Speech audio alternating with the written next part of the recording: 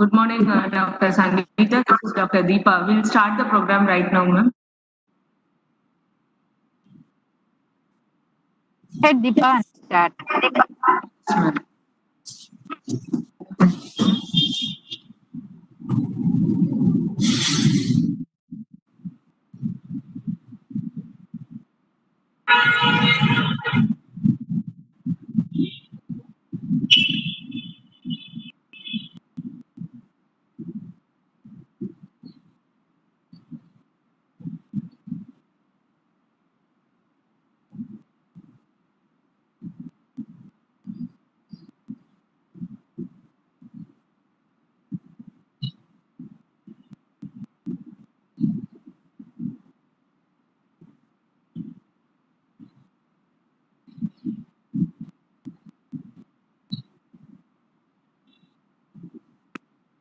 Madam, you can start.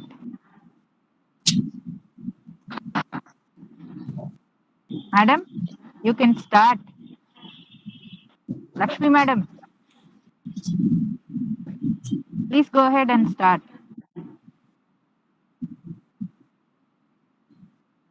It's not getting unmuted.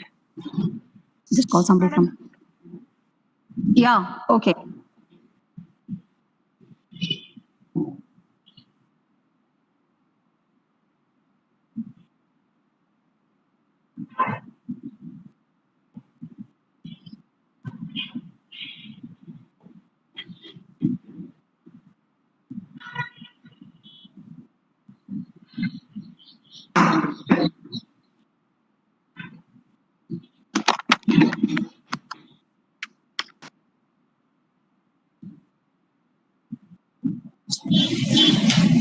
Good morning, Pranam and Vanakkam to one and all for joining us this pleasant morning. Myself, Dr. Lakshmi Jatia, Professor and Head, Department of Physiology. Professor, Department of Obs and Gynae from Arpadevidu Medical College are your MCs for today. We welcome you to the second day of Digital Conclave on COVID-19, preparing for success during and after the pandemic, being jointly organized by Vinayaga Missions Research Foundation and Sri Vishnu Mohan Foundation. Yesterday, we had inauguration followed by passionate and eloquent speeches by various luminaries. I present to you the highlights of yesterday's session. Mr. Sri Kumar Raman, Trustee, Sri Vishnu Mohan Foundation, welcomed the gathering and introduced the conference theme. Dr. Anuradha Ganeshan, Director, and Madam Chancellor, VMRF, delivered the inaugural address. This was followed by address by the Chief Guest, Thiru K. Pandyarajan, Honorable Minister for Tamil Official Language, Tamil Culture and Archaeology, Government of Tamil Nadu. He spoke on the importance of indigenous healthcare system in India and robust measures taken by the government to combat COVID. Guest of honor, Dr. Radhakrishnan, IAS, Health Secretary, Government of Tamil Nadu, walked us through the journey undertaken by Tamil Nadu and how effectively the entire system sprung into action with lightning speed to deal with the deadly coronavirus. Dr. Sundaraman, Public Health Consultant, gave the keynote address. Swamiji, Sri Hari Prasad, Managing Trustee, Sri Vishnu Mohan Foundation, advised us to make God part of our lives, who will sail us through our rough and tough times. Dr. G. Srinivas, Additional Secretary, UGC, shared his thoughts on COVID and its impact on education, health and economic systems of nations and effective usage of technology for teaching, learning and assessment. He emphasized on imparting quality education to our youth to make them not only ready for jobs, but to make them good human beings. Mr. Sri Kumar Raman spoke on the challenges posed by COVID, uncertainty factor, and building resilience. Dr. Sri Priya Menon, mental health social worker, gave an insight into effective handling of emotional turmoil caused due to COVID. In this regard, I would also like to mention that our institute provides student counseling via Wabi Sabi program. Wabi Sabi means finding beauty in every aspect of imperfection in nature. Dr. Sri Priya Menon's lecture was followed by Dr. Jyoti Marifula presenting a video prepared by Dr. Deepa, DMS on AVMS or on our college and its support to government agencies in tackling COVID. She also showcased various activities undertaken by our staff and students to combat stress. The webinar came to an end with a video message by Mr. K.N. Ramasamy, Director, Sri Bharatiya Vidya Bhavan. Thank you. Over to you, Dr. Deepa, to start with today's proceedings.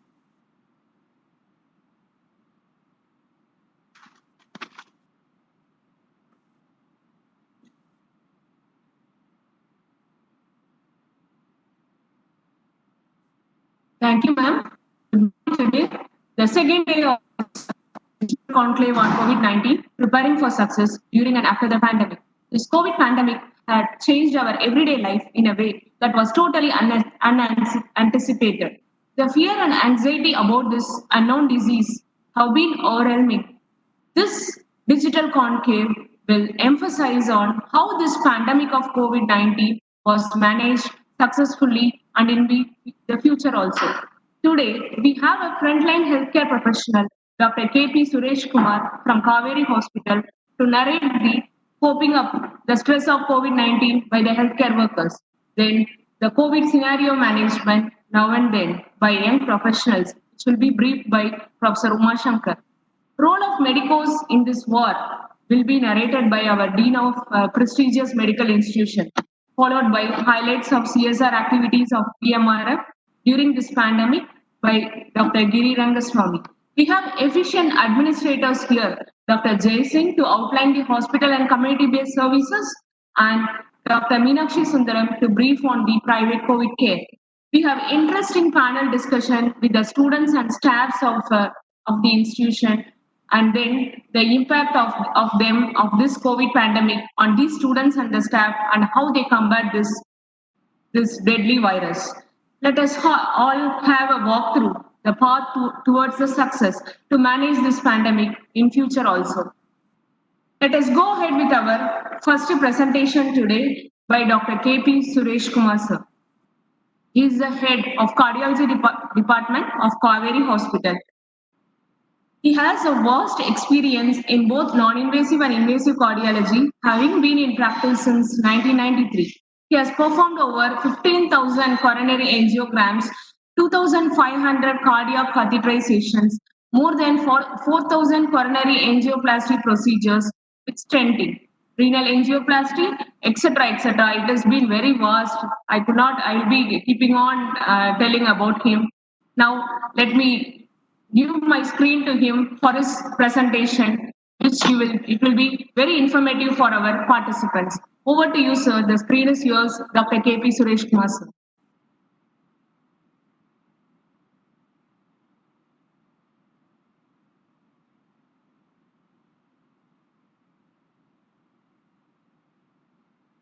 My sincere thanks to Swamiji Sri Sri Hari Prasad and Mrs. Sri Kumar Raman, the trustee, Sri Vishnu Mohan Foundation, and the Vinayaka Mission for the invitation and the opportunity.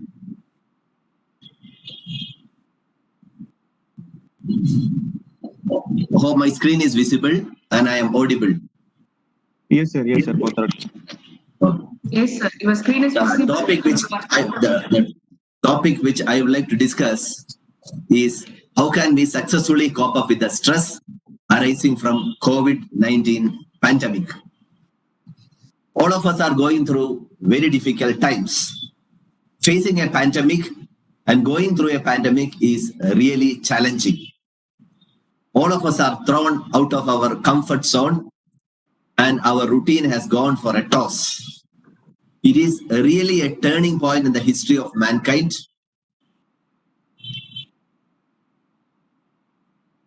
People are really stressed they're anxious, they're depressed, there's lack of sleep, they're very much bothered about the future, lot of uncertainties, impact on their daily lives, economy, so on and so forth.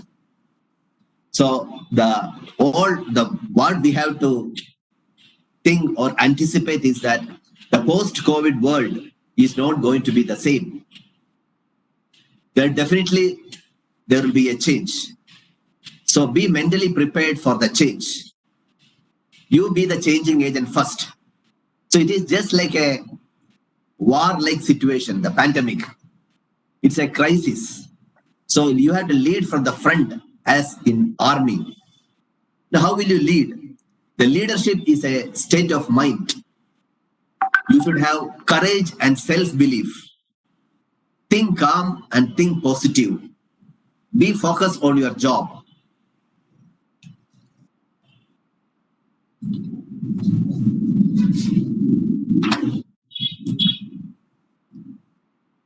How will you get courage in crisis? As I told you, this is a warlike situation and you should be courageous to face it. So how will our soldiers get courage when they face their enemy in a war? Courage is not absence of fear. You see a cricketer who is facing a fast bowler, a good batsman, definitely has the fear of getting out. But how will you overcome the fear? You overcome the fear by daily practice, by discipline, by bringing simple practical solutions and implementation in your day-to-day life. Discipline makes you confident. So also the self-belief. Take it head on and you should feel that I must do it and I can do this. The self-belief is very, very important for you to face a crisis. An attitude, as we all know, it makes all the difference. An optimist see a donut, however, a pessimist see the hole at the center of the donut. It is, or otherwise, the half glass example, the optimist see a glass which is filled half with water, however, a pessimist see the half empty glass. So all your attitude counts a lot. You need be only an average person with very good attitude to come up in life and to face the crisis and come out successfully. Please remember that situation kills only 10% of the people, but fear kills 50%. So you have to come out of fear by good discipline, self-belief, and attitude. Now, what about the duty? All of us have duty, all of us have work. Whether it's a homemaker has work in the house, and then people who are professional has different work. You have a duty, as since I am a doctor, I have a duty towards my patients. I'm responsible. But I have a duty towards my organization also. Duty towards your family, duty to yourself, and overall duty towards your nation. So when we say duty, it refers to all these things. You should be motivated to subserve your duty. However, there is a better phase of profession, which is called volition. Motivation can be transactional. That is, you say that there is an incentive for you, so you get motivated. Or somebody gives you awards and rewards, you get motivated.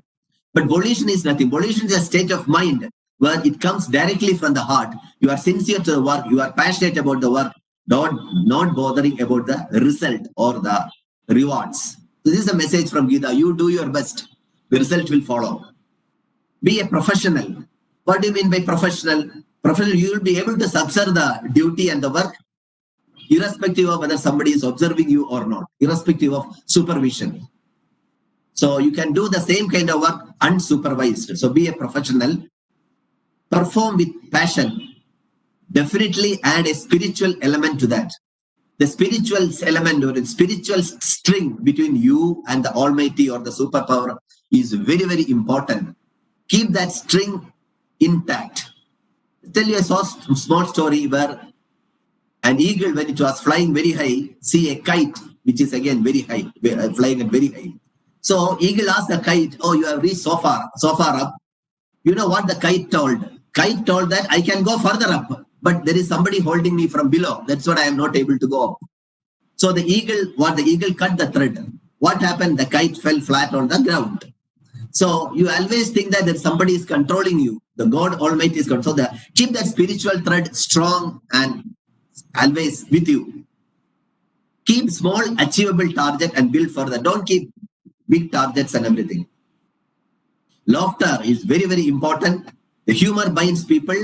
It can lighten your burden. It can rejuvenate people, reassure your hope. So keep a bright face and remain happy. Try to be happy. Now, this is a thing which, see, usually, as we are grown up, we teach the children, but sometimes children can be our guru. You see that how happy these children are, how to remain happy.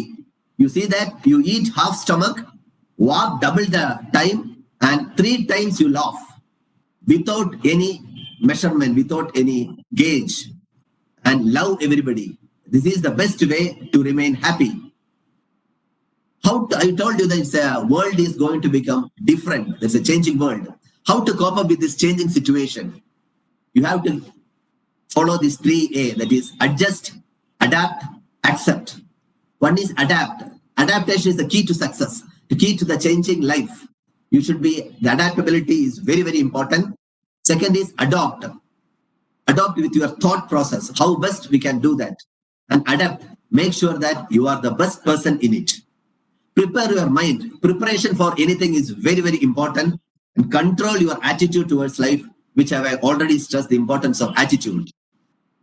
Since I told it's a crisis, please remember that massive crises only bring up massive opportunities. The business giants Apple and Amazon has emerged stronger after market crisis, or Apple had a near bankruptcy. So we have to face the issue, we have to face the challenge, maintain a good physical and mental balance. We can come out stronger with more potential. A lot of new jobs and new job opportunities are going to come. Be patient and alert. Enjoy being a wonderful human being, both social and responsible. Don't be fearful, because panic is paralyzing. Panic will not do you any good. Now, I told you must have heard a lot of vaccines are coming for COVID and then a lot of things. However, the practical vaccines are wear the mask properly. This I would like to stress, because half of the people wear mask either on the neck or around the forehead or below the nose. We have to wear the mask so that your nose and mouth is covered. Social distancing is very, very important. And avoid group gathering, basic hand and body hygiene. I will tell you, these are all practical vaccine. It is as good as vaccine. This gives you lifelong support. Reduce the conflicts within you. People are always bothered what will happen now, how long this situation will go. Most of the people, when they come to the OPD, they will ask me, how long this will last, doctor, and all this. Right or wrong, whether I am doing is right or wrong. There should be a balanced state of mind. To make your surrounding pleasant, you need the cooperation of many forces. However, keep your mind, emotions, and life energy pleasant. It's entirely your business. Think calm. You should have all the qualities which I have narrated so far. The world will never go fully to your liking, because there are other people around. If the whole world is like what you want, and how will the other people do? The world will have lot positives, negatives, and everything. Accept the change and try to adapt. Pandemic, as we all know, is a correction by nature. A lot of jobs are at the crossroad, but a lot of new jobs are going to come. Change yourself to the ever-changing demands of life. Together, we will come out with pandemic with flying colors. You can lighten your mind by listening to music, read, see a lot of inspirational speeches, spiritual talks, inspirational videos. Enjoy life and remain happy. Effective utilization of the time is very, very important. It's a time for introspection. You will emerge stronger. Now, if you go by the definition of WHO, health is a state of complete physical, mental, and social well-being, and not merely absence of disease. WHO itself stresses the importance of mental and social health. It's not the physical health alone. The problem with our present educational system is that the present educational system teaches you physics, chemistry, biology, mathematics, language, everything in this planet except how to live in this world. There's a big vacuum. It's a big problem with our present educational system, which has to change. How to talk, how to behave, how to remain happy, how to face a problem and solve the problem, problem-solving capacity, how to come out of crisis, how to face the adversities, how to become successful are never taught in the school or in the universities. How to discipline your faculties is very, very important. Hardships keep coming. This is not our choice. But how to handle the situation is purely our choice. Do the best. It's again, as I told, education system is incomplete. We follow the narrow stream of Western scientific knowledge. As a doctor, I see a lot of patients with symptoms, but no disease at all. So this is all that we are looking at only at the body or at the physical health. We are not looking at the social or mental health, which is emotional health, which are very, very important to live a happy life. So we follow actually the clinical medicine or the body medicine. The psycho, social, and spiritual aspect of disease is not taken care of. We can lessen the agony of the patient and distress of the person. Once you once you are taking care of this, pain can be there, but suffering will not be there. Now, what do you mean by spirituality? I know that I am not the person who is supposed to talk about this because there are much better people around to talk about this. But spirituality is the science of knowledge about self, knowing your consciousness, your inner energy, and your spirit. Actually, people confuse spirituality with religion. Religion is only a faith.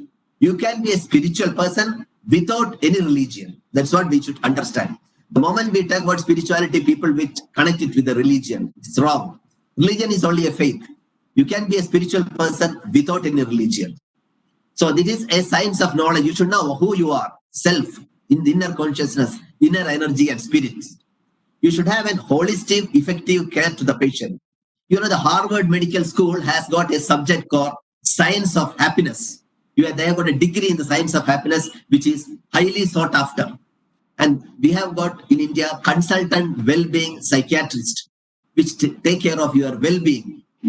Now, simple things, how to remain happy, how to keep your well-being, keep your health, yourself healthy is yoga, meditation, art of living, simple breathing exercises, chanting mantras, focus mantras, and everything. It has been shown that all these spiritual techniques lessens the anxiety, depression, irritability, asthma, and a lot of other body diseases. And it has been shown that once you start doing these things, it has found to lessen the incidence of accidents also. Now, our elderly people in this world has seen a lot of crises like partition, World War, Spanish flu, famine, and various pandemic. So they all will say, this will also go. This crisis will also pass. Do your best. Be resilient and move on. Be proactive and purposeful. Don't lose your self-confidence and self-belief. You should have a meditative lifestyle, discipline in your eating and sleeping habits, discipline in your thinking process and emotional process. The process of interaction should be disciplined. You should be purposeful and proactive. Never compare you with others. This is the beginning of unhappiness. Your competition should be within you. Thinking that I am better than the other person is a pathetic state of existence. You should have an inner competition. You should compete with yourself rather than competing with anybody. You should have a goal and work towards the goal. Very important. Avoid toxic information. The informations from TV, social medias, and people. You should know how to assess each and every situation, how to swallow each and every information. Now, these toxic informations are bad food for the mind, just like the bad fuel for the engine. Put a full stop to that. Do your best. Don't get disturbed by small little things in the world.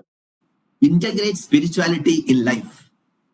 The soul works on 5 principles, which all of us know. Gratitude is the most important thing. Count your blessings. The moment you get up in the morning, see that you are alive. That itself is the biggest blessing. You have got light, you have got water, you have got dress, you have got food, you have got a job, you have a vehicle, so on and so forth. If you start counting your blessing, it will come to 5 to 6 pages daily. The gratitude is very, very important. Second is altruism. Give without expectations. Empathy. Empathy means you get into somebody's shoe. You think, suppose if I am the patient, what must I expect from a doctor or from a hospital? Containment. That is comfortable. You should be comfortable with what you are having. Hope. Now you have to integrate all these things in your day-to-day life to remain happy. These are the foundations in life. Now, if you follow these foundations strictly, carefully, Miracle will start appearing daily. Let go the anger, jealousy, and mindless competition. Be a master of situation. Do not react to situation. Choose your emotions. We are not human beings with spiritual experience. We are actually spiritual beings with human experience. Now, this spirituality should be part of our curriculum. Actually, in the real world, there is much less interaction happening between spiritual practitioners and other professionals. You have to practice the spirituality daily so that it will become a habit. You start to see the world from a different perspective altogether, and your horizon widens. This is my last slide. Let us turn this challenge into a good opportunity. Hygiene is the first and obvious lesson to be followed. Precaution is the only cure. Respect Mother Nature. Avoid ecological disaster. Cultivate equality and interdependency. You work as a team. The team spirit is very, very important. Adapt a meditative lifestyle and keep the spiritual strength strong. Self-belief, courage, confidence, right attitude, hope, and a balanced state of mind are very, very important for you to go through this pandemic and in future also to come out successfully. Adjust, adapt, and accept. Keep your feet firm and head cool. Definitely, we can come out in flying colors. Thank you very much.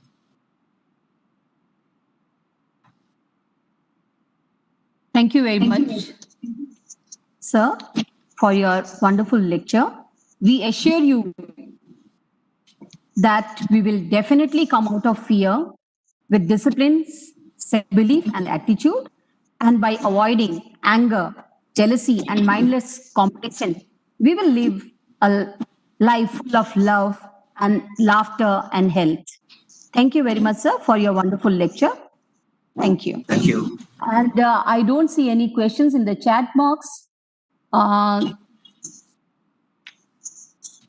There are no questions, sir, in the chat box. So can we go over to the next lecture, sir? Over to you, Dr. Deepa. Thank you, sir. Thank you again.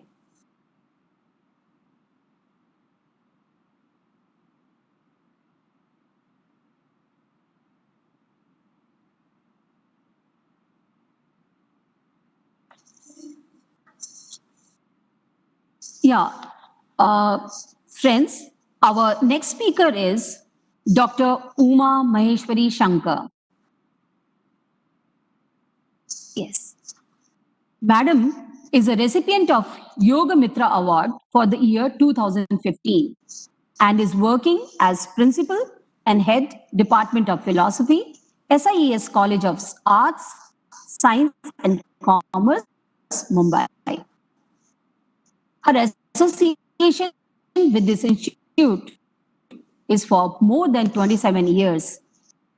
She's involved in philosophy and psychology to undergraduates, Advaita Vedanta to postgraduates, source faculty of national and international repute who loves to share her vast knowledge on very topics like Advaita Vedanta, religion and spirituality, Shakti worship, Guru Parampara, Sharnagati, mystics, Shaiva and Vaishnava traditions, philosophy of yoga, women mystics of India, mysticism, spirituality and management, and bioethical issues like surrogacy, euthanasia, and suicide, and science and religion. She has organized workshops on yoga and stress management, ethics management, values and indigenous management. She has also conducted exhibitions on Indian philosophy and importance of yoga. She has supervised 8 PhD students and 5 MPhil students. Over to you, Dr. Uma Shankar.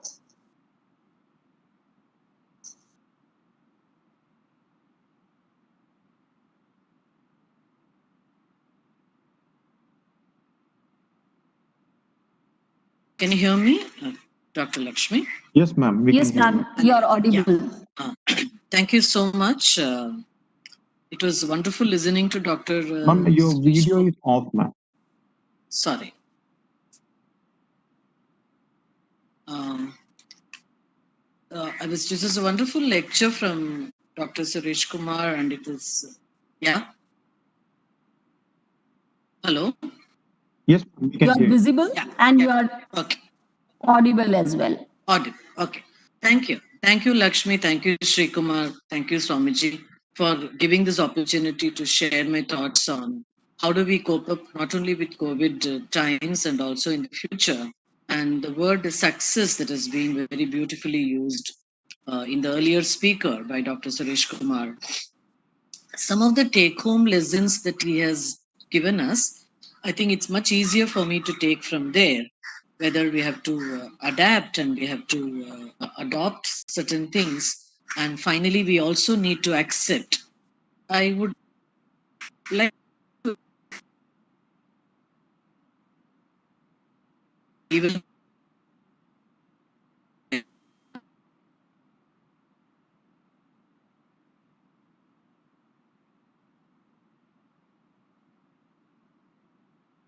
that the situation is now as quote so far. I mean, time flies. It's almost 7 to 8 months. The entire situation of our lifestyle is completely transformed. It has packed us with little fear, with uncertainty, at times even hopelessness. All this we are also able to see it.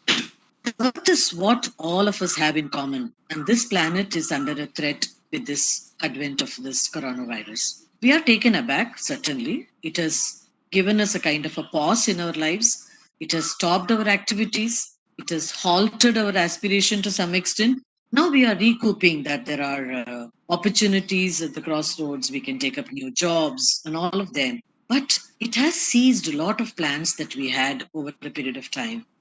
Scientists and health officers and doctors like Suresh Kumar so vehemently connecting spirituality with health and spirituality with medicine, so beautifully brought out, are the officers who are searching hard to find a cause and understand the symptoms and also discover a cure. Is this the first of its kind like this? Certainly not. History has got a lot of different story to tell us. Right from year 1620 there was a plague, 1720 there was a plague, the Great Plague of Marseilles, and entire France was affected. 1820 cholera had affected the world, Thailand, Indonesia especially, and again 1920 it was a Spanish flu. Now again 2020 we are having it once again. So we have to somehow overcome and survive, as looking at the Darwinian principle of survival of the fittest. When problems galore and most of the doors appears to be closed, apparently no solution is in sight for solace or for mental peace. I think that's the time we turn to philosophy, and that's the time we turn to spirituality. So definitely this philosophical attitude, ethical values and spiritual understanding at large of the situation, extremely I'm hopeful that it shall open up a new path, a new door, and it will give us a lot of peace. Compared to what was the state in June or July, I think today we are far, far better because we know now how to handle the situation, how to be very, very conscious of it. And we are now asking our young students and young scholars to knock at more doors where different kind of research can happen, different kind of teaching platforms can happen, and we'll have to accept and move on. There's no point in accusing the situation or about the blame game that has to going on. So there are two things or two issues I can say that need to be comprehended. One, tackling the catastrophe, which all of us are going together doing it, and also recognizing the imbalance in nature. In the past, men and women were least prepared for such kind of disasters in terms of technology or healthcare systems. It wasn't there. Yet they overcame, by returning back to the wise words of the men of lore. So I'm just going to pick up few pearls of wisdom from all our ancient school of thought. I'm just giving us titles to them, and I think it's necessary for youngsters and the ordinary men and women to mull over it constantly, ponder over it, and try to find out whether this can give us some kind of a solace for future. Ahimsa Paramo Dharma. So it's ancient aphorism, right from Rig Veda we talk about it. So non-hurting others or non-violence is a virtue to be practiced. It is not just at the physical level, but more at the intellectual, cognitive, psychological level. Also, very, very important is at the cosmic level. Offensive thoughts, speech. Some problem with my system. Offensive thoughts, speech, action, they are all part of himsa. A value to inculcate them right from childhood is that at any cost we shall not hurt anybody. Is a huge lesson that we have to upload. Once, when Ramana Maharshi was asked, how are we supposed to treat others? He simply smiled and said, who are others? As such, there are no others. If everything Excuse you me, look ma'am. at it, yeah. Ma'am, your video is not visible. So is there some problem? Yeah, my laptop actually. So Okay. I'm using my Okay, now smart. now you're visible, ma'am. You are visible. Okay. Sorry for that. Yeah. So when Ramana, when Ramana said that, when Ramana said that there are no others, it meant that love, hatred, anger, kindness, all that we see in others is our own reflection. Can we look at the world as our reflection? The world outside is our own image. If that's the way we are going to look at people, places, things, the entire universe, I think that is one of the very beautiful way of looking at the world in a spiritual sense. The world outside, if it is our own image, today, when many countries have been asked not to, the government is insisting on requesting not to have so much of travel plans and also telling them that there has to be the rules, like how doctor was telling how to wear a mask even. But still we falter. People continuously are being obstinate when it comes to rules and regulations. We want to get out of that. So whether it is of wearing a mask or moving around, they are all, implies aberration. And this is a himsa to oneself and it is a himsa to others. So when we talk about ahimsa paramo dharma, one has to, during the pandemic, all the more, we need to look at how the suffering of others have to be looked into. Satya. Satya is truth, but self-honesty. And integrity. Integrity is very important. Honesty in thoughts, honesty in speech, and action, they all constitute integrity. What can be done effortlessly is avoided, but we are strenuously towards going into dishonesty. So let us look at honest thoughts. We must improve our quality of thoughts, therefore, peaceful life in future. These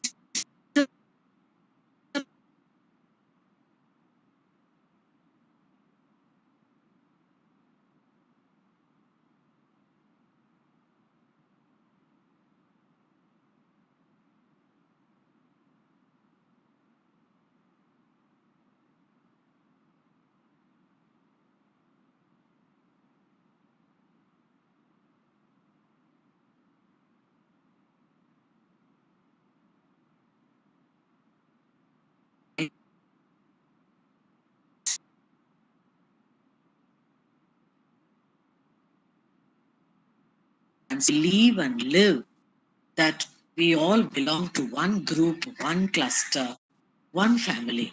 It is not that we are dependent on each other, but we are interconnected. So morally, socially, psychologically, and spiritually, we are all connected. So all phenomena are empty of independent existence. This is a beautiful concept to ponder over, that we are not just united in one sense to use the word, but the idea of interconnectedness can bring about a lot of understanding between the people, among the people, and the world outside. Very, very essential. The Yoga Vasishta also, Rama gives a kind of a suggestion that happiness and misery, which constantly, antaram dukkam, dukkasya antaram sukham. Now, these, by like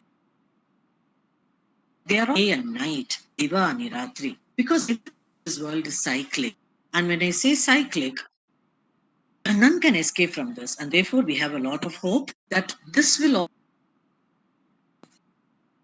exit and we shall be to will say. If we look at the other kind of systems like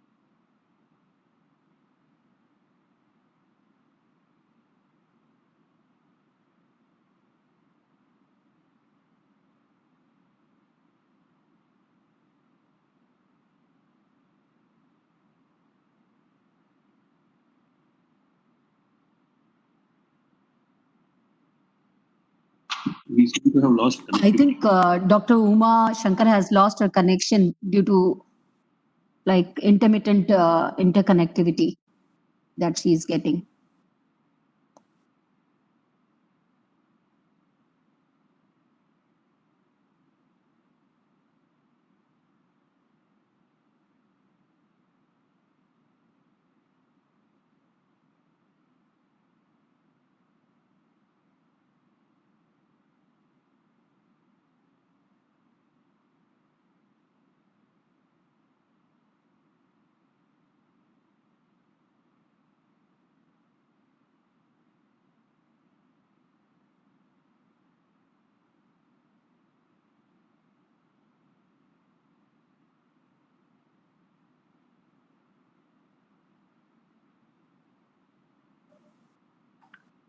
Dr. Uma, you are not audible.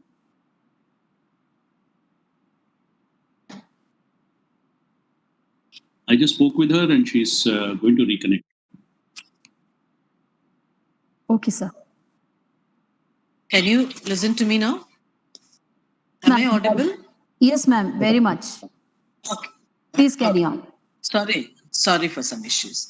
So I was talking about a story which is very popular, that in a village when people prayed to a goddess that there's a kind of a disease which is spreading around and how are you going to help us? The goddess appeared and said that don't worry, I can't get away with the natural law. I shall take away around 500 people. They may lose their lives. But after a few months, they saw more than 5,000 people died. And the devout villager got very angry and upset. He went back to the goddess and asked, how is it that you could take away and more than 500 people as promised? You have flouted your words. He said, only 500 I took. The rest of them died out of fear. So where is Abhaya? She smiled and said that if 500 died of a disease and others out of fear, it's a huge lesson even today for us to take back on the truth that we are all living unnecessarily with a paranoid. Of course, we have to be cautious. One has to understand the situation, comprehend it. All these are essential. So, a spiritual based life with a philosophical understanding could be a solution. We are not looking at the problem. We need to be at the side of the solution. So one does not have to look at God anywhere out in a particular format, but to recognize the life force or the concept of a consciousness in all species, in the universe, in the beauty, in the excellence. Yatyat vibhuti mat sarvam shirmadujitameva is what Krishna says. In essence, in everything, if you are able to look at it with a spiritual attitude, I think the divinity around us can give us a lot of inner strength. Therefore, the rishis echoed Abhayam, Ajaram, Ashokam, Anantam. And these are the tenets that we have to mull over even today continuously, and that is very, very important for us. Ekaki. Ekaki is a very beautiful word used by the rishis. Why don't we enjoy solitude? One's best companion can be self alone. the silence is so eloquent that we need to hear ourselves. Listen to the inner voice. While being in the present, it is extremely tough that we are constantly being habituated to go with the swing of thoughts of the past and the future. So it is necessary to get back to an inner journey, spiritually elevating and emotionally stimulating. So today, when we look at being from the academic world, and I want to look at and talk to the students about success, what is important is the job that we are doing, the work that we are being assigned to. If we are able to do the best of it in that, and find joy in that, find peace in that, and there is growth in that, and there is a kind of a spiritual evolution with which you grow and understand, I think that could be the greatest idea of success. This success is what we are looking at it, not necessarily the way the corporate looks at the word success, only in terms of material gains. So, if there is no one responding to our call,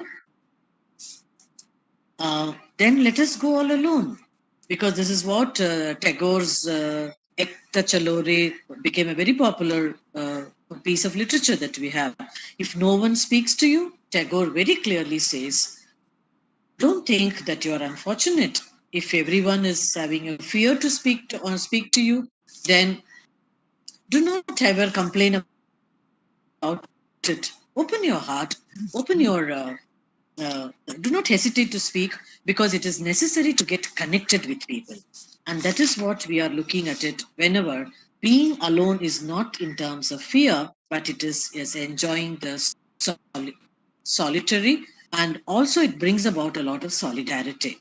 Our great acharyas, right from Shankara to the latest pontiffs, all of them have consistently given a point of reference to us as to have a simple lifestyle and have a very high thinking. This is a simple recipe for life. And the rishis have also advocated, why don't we use limited resources and not generally, uh, gobble a lot of things which is out in the universe? Because having a little bit of compassion, sense of tolerance, and a sense of cheerful disposition can be a lot of gain to us. We have a lot of time, but let us not waste it. We have to be productive, and that is one of the sign for being successful. We have to expect, but let the expectations be minimum. We have to be reasonable in our expectations. We have to be virtuous, because ethical values will bring about a lot of gain. During tough times, all the more, it is necessary not to lose our values or compromise it. If you look at even the world of philosophy from the West, the Stoics and the Greeks, especially Marcus Aurelius' concept when he spoke about during the pandemic was fabulous. Even today, we go back to Marcus Aurelius' great ideas on meditations. Now, the Stoics also talk about that we are all born unequal, and therefore, but we always die as equal. And he said that in one of her beautiful lectures, that waste no more time arguing about what a good man should do, but be one, which is a big lesson that we need to carry with ourselves as we reach home. I also recall Shankara's Prashnottara Malika, which is a very beautiful and a very small work in which Shankara raises a lot of questions and he also answers them. Fortunately, he has not asked us to answer. So there he raises a question, some of them like, what is unhappiness? He answers saying that not being cheerful. What is a good fortune? And Shankara, 1200 years ago, and he says, it is health. It is health that is called as good fortune. Who is pure? And the Acharya says, pure or clean, shaucha that we talk about. One with a clean and a pure mind. And who is our enemy? This is a good lesson for being successful. Acharya says it is idleness.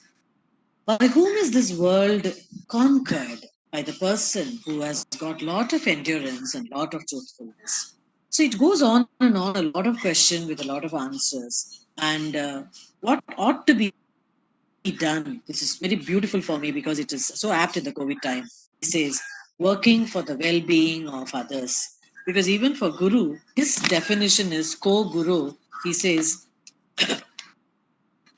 you are the poor Shishya Hitayu, one who is having a hita about others, about his Shishya. He is considered as supposedly the greatest Guru.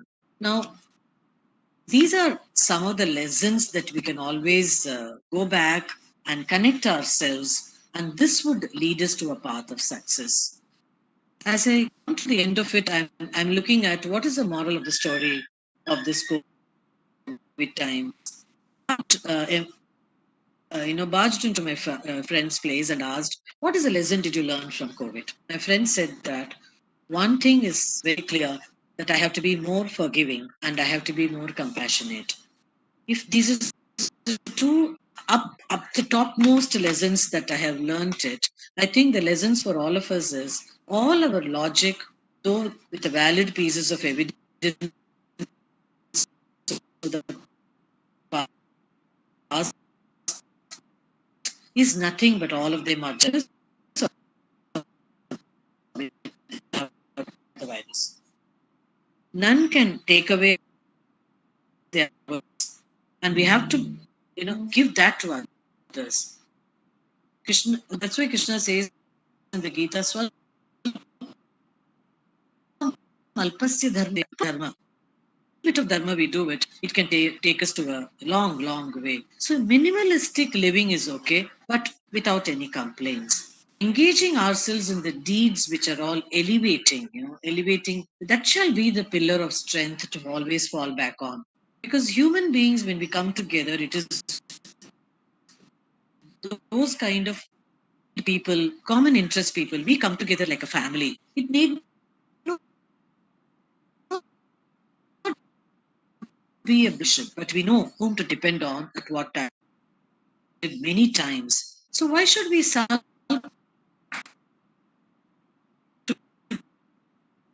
today? Let us also accept this with a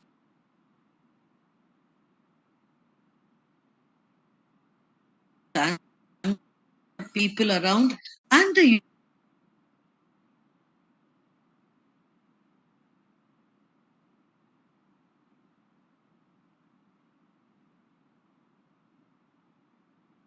situation, and don't accuse.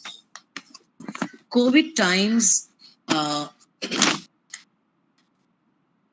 may appear to be absolutely catastrophic, unable to move freely.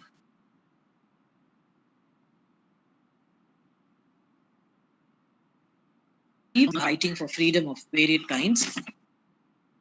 All the more, the freedom is very, very intriguing word. Whenever we ask for freedom, we have to realize it comes with a huge sense of responsibility. Are we ready to take a responsible situation? Are we ready to embark on a responsible endeavors? Attitudinal transformation is what is very, very important.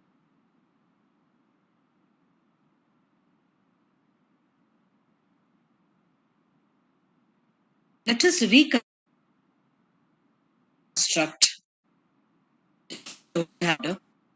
kindle, get more passionate about our work.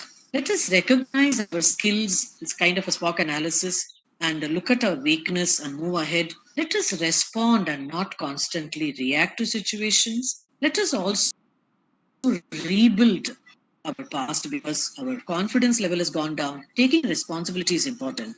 And the last is, let us be responsible citizens of the world. So, to conclude, shall we join my friend who said that let us be more forgiving, less complaining, more compassionate, and less reactfulness to situations. And thereby, the road to success, it's not at all very far, very much at the doorstep. All we need is a confident mind and a good and a very healthy physique with which we have to take care of us and move on in the spiritual world and try to understand that we can completely rebuild not only our confidence but boost the society, and thereby we can see a world of transformation.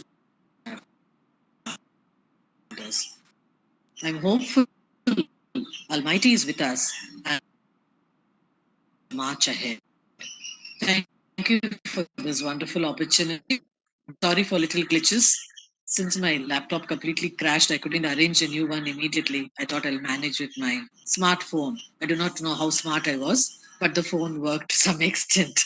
Thank you, Sri Kumar. My pranams to Swamiji. I think he's also around. Pranams to you, sir.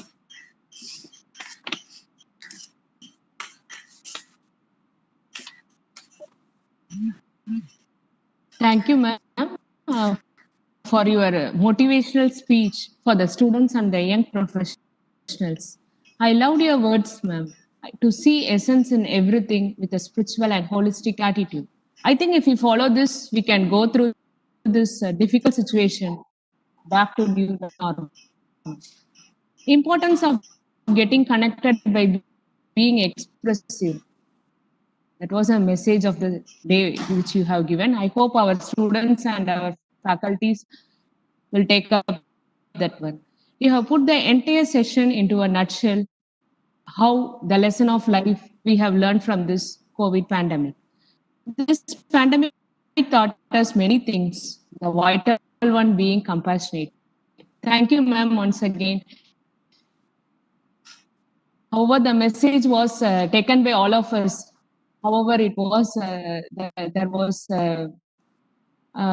however the thing was totally clear, so we could take up your message whichever you have given. Thank you, ma'am, once again. Next, we'll go to the next session.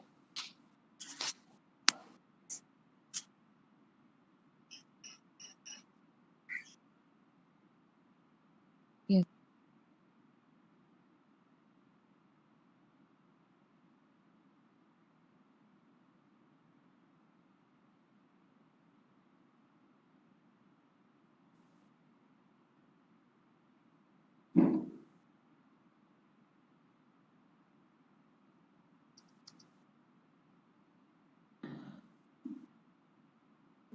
Next speaker is Professor P.F. Kotu, presently Dean Arpadavid Medical College. He was a former Vice Chancellor at Sri Devraj Health University, Kolar. Earlier, he was Registrar at KLE University, Belgaum.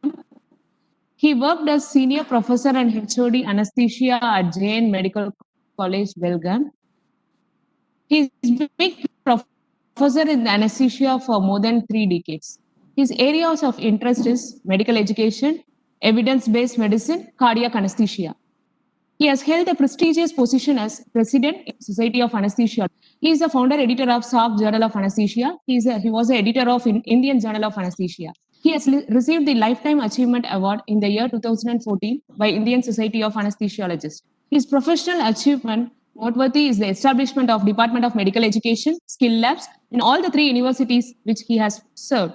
He has delivered more than 10 orations, which I am not able to express one by one because I have to give time for him. And he has many keynotes in the conferences. His leadership in AVMCH during this COVID pandemic is marvelous, and we have sir with us to deliver his speech on emerging role of medicos in the fight against COVID-19. Over to you, sir, Professor P.F. Kotu. Yeah. The screen is yours, sir. Yeah. Thank you, Dr. Deepa, for the kind introduction. At the outset, I must thank, can you make me host? I have to share my slide. You are a presenter, sir. You can share. Yeah. Yes, sir.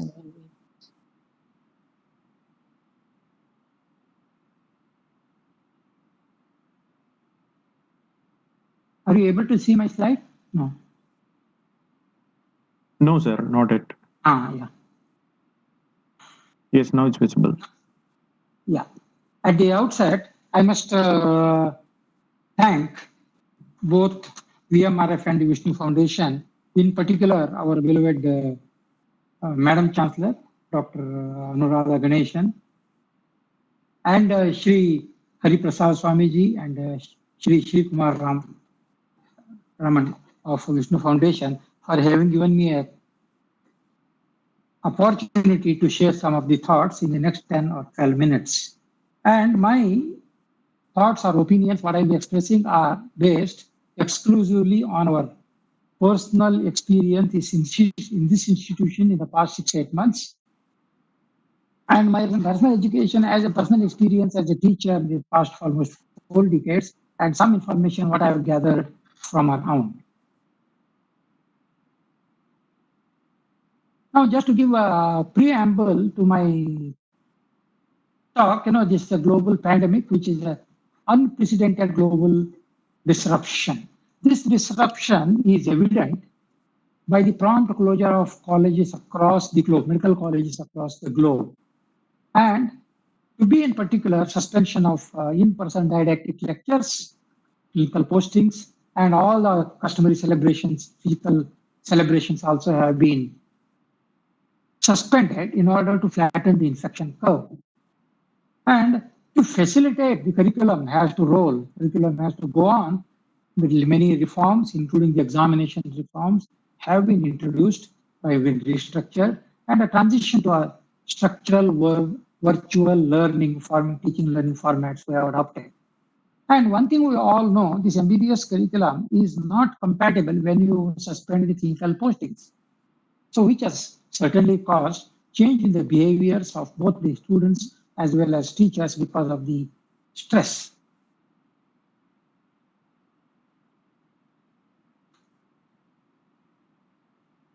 Yeah. Now, this is just to share what is happening around the world during this COVID as regards our focus over the medical students is concerned. In England, the medical students and COVID, the need for a pandemic preparedness. Germany and medical students step up to fight for COVID-19. And in India, medical students in Gujarat to join the fight against COVID-19. See, across many. So everywhere, one message is the students are participating in some form or the other, of course, in some way, some variation across the globe. Now, current Indian scenario, we have a huge strength of almost 4 lakh medical students across the country studying almost 500 plus our medical colleges. One thing is we are wrongly perceived as a resource to fight with COVID. And involving them as volunteers without sufficient preparation makes them vulnerable for moral trauma and adverse outcome. It doesn't need to be emphasized. Now, inherent altruism is the main cause. Altruism is a selfless service, help to others, not thinking of self. And this inherent property of altruism of a human, even in animals as well, has certainly predisposed our medical students into unnecessary risk. And what is the need? The pandemic preparedness has to be impregnated into the medical curriculum of the future. Now, in the early part of the COVID, the editorial was written by none other than Bill Gates. He already said that it's a once a century pandemic. My previous speaker spoke about the plague, cholera, etc., and 1918 flu. So what he has written in this editorial in the New England Journal of Medicine is once in a century it has to happen. And during this time of this crisis, global crisis, what the leaders have to think 2 things. One is to take immediate actions to stop people dying. Second thing is to take measures to keep it not happening in future, keep it for not repetition in the future. What measures or improvised approach? Now, such events shape all the younger generation, including our medicos, have endured this COVID challenge, and this will shape their future so that this is a law of the nature, and they will be in a position to face the future in a befitting way. And this emphasis on containment and mitigation has put the medical students into a lot of uncertainty and wrong notion amongst the public that the students can be used as volunteers. One thing is true that they are not yet physicians. They possess crucial responsibilities in the pandemic. And education of future physicians is crucial to address this. The gap between the healthcare demand and access to care is increased. To bridge this gap, the students have to be trained. Now, this is a lesson what I learned from the last century, the Second World War and the flu pandemic, The student played a pivotal role during both these. And by increasing the healthcare demand, they supported the healthcare system in their countries. And while medical students can have a significant impact in this current crisis, it is warranted that students are not exposed to unnecessary or unethical risk. So now, in order to supply the future physicians, the demand, the recovery effort, it's wise to use the students in some kind of wherein the less of patient contact, less of harmful any effect involved in such activities to combat this crisis. And you can see the death during the last 19th century old flu pandemic was almost 2.9 crores, 29 millions. Now, the role of medicos in a crisis is debatable. And with the preamble what I gave, the volunteering within the healthcare sector has been a cornerstone. You saw across all continents, students have volunteered to help fight the COVID-19. But due to an extensive uncertainty and divergence, the response has been variable from institute to institute, country to country. And some of the countries have totally prohibited the students. Some have recruited the students. Now this is I was talking about the altruism. Even the animals, including the human beings, exhibit the altruism. And one study was conducted wherein why the medical students wanted to be a part of this COVID crisis, even though they knew that they are not well prepared, they don't have the competencies of a qualified professional, etc. All those things are there. Almost 60% of them, the motivating factor of the medical students was altruism, trying to do something. This, of course, this motivation is commendable, but it cannot be allowed to replace the clinical competencies of a qualified physician. So the one thing is, students' involvement in COVID care will be primarily to be for educational benefit rather than providing any meaningful patient care. Now, our regulating council has defined the competencies of an Indian medical graduate or the doctor in making, the leader and the communicator, leader of the healthcare team and a communicator to the patients, families, and the community.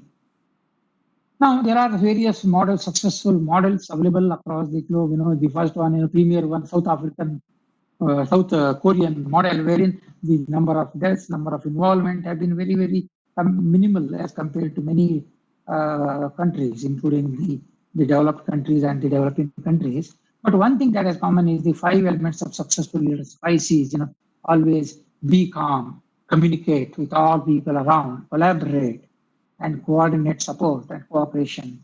So these are the 5 elements, common things to combat. So medicals can inculcate or imbibe these 5 elements. Now, what role should a medical student play during COVID-19? So the medical student, to recognize the opportunity to learn, that has to be done, as how to prepare for this crisis, as how to engage with patients who are suffering from pandemic illness, so that they will be well prepared for future. We always say that we teach the professionals of tomorrow, the today's teachers. And teachers have to realize that the next generation healers are being created. So both message for the students as well as to the teachers. And this is a good opportunity for the teachers to teach and the students to learn, but in a safe and a responsible way. This is the table, potential medical student roles during COVID pandemic. The category wise, only 2 categories, mass education or community education, and another one is a patient care. In the first 2 activities, the students can be involved in teaching proper hygienic practices to the community. And of course, the attributes are the leadership and the organization, and educating the community through online platform of social distancing, etc. So in both of these, there will be no physical contact and risk involved will be nil or marginal. Whereas in the next another 3 activities, working with local hospital, okay, no physical contact, we're using a telemedicine, no physical contact, but there might be sometimes marginal risk involved. And the attribute has to be the student has to be familiar with learning online learning platform and providing in basic and in-person healthcare services to patients. Working in a frontline clinic with, of course, with all PPE. These activities will require the PPEs to be used by the student and moderate contact with the patients. And the another activity is a full integration back into the healthcare system to fulfill the student roles. So moderate to high risk. So you have to keep the way the advantages and disadvantages at one end, and also the educational benefit or the competencies to be learned or acquired when you are involved in such activities. The medical students have to do that. So the take-home message is you have to understand the balance between the education with the clinical safety and patient well-being. It will not be at the cost of either. Then medical students must appreciate their role as a non-essential learner. So they are not essential in offering a patient care during such COVID time because they are still students, yet to master the competencies, yet to learn. But their altruism, 60% of them might want to participate in that. Of course, that cannot be discouraged as well. So one thing is the student should always realize that they are non-essential and they are going as volunteers. And of course, they are unpaid workers. They may not have adequate protections as is offered to a paid worker. And generally, the students will get involved in some kind of duplication works or the clerical works or clerkships, what we call that. And of course, to help overutilized healthcare workforce and oversaturated hospitals and a shortage of medical support, medical students should serve as a vital resource for a patient beyond their traditional roles, in case of necessity, with all the due precautions. And the institutions or the teachers, we should give them some kind of a crash course, or at the time of war, even some of these the soldiers, newly recruited soldiers are given kind of a crash training and put to the front line. That kind of an approach we all can always think of. And no strategies are needed to optimally deploy the videos. So the medicos or medical students have to be deployed optimally, perhaps through the telehealth, research, or patient care or educate activities, keeping the contact as minimum as possible.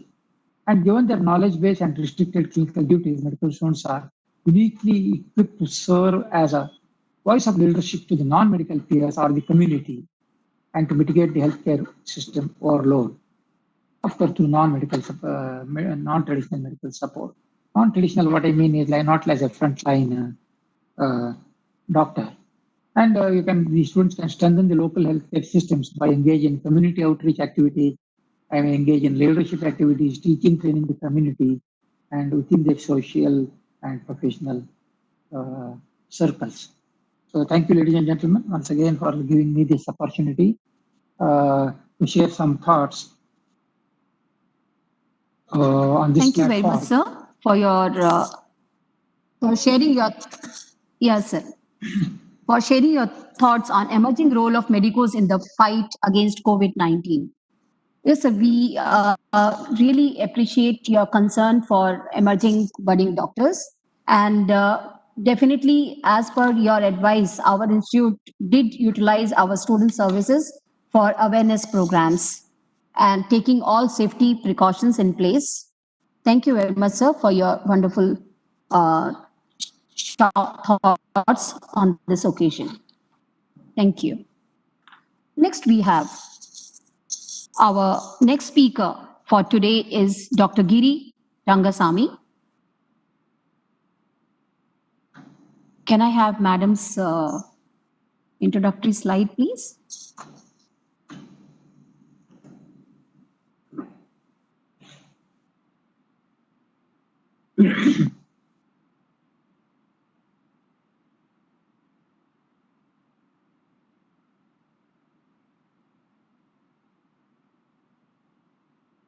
Introductory slide is already live, ma'am. No, we are not able to see. Yeah, okay.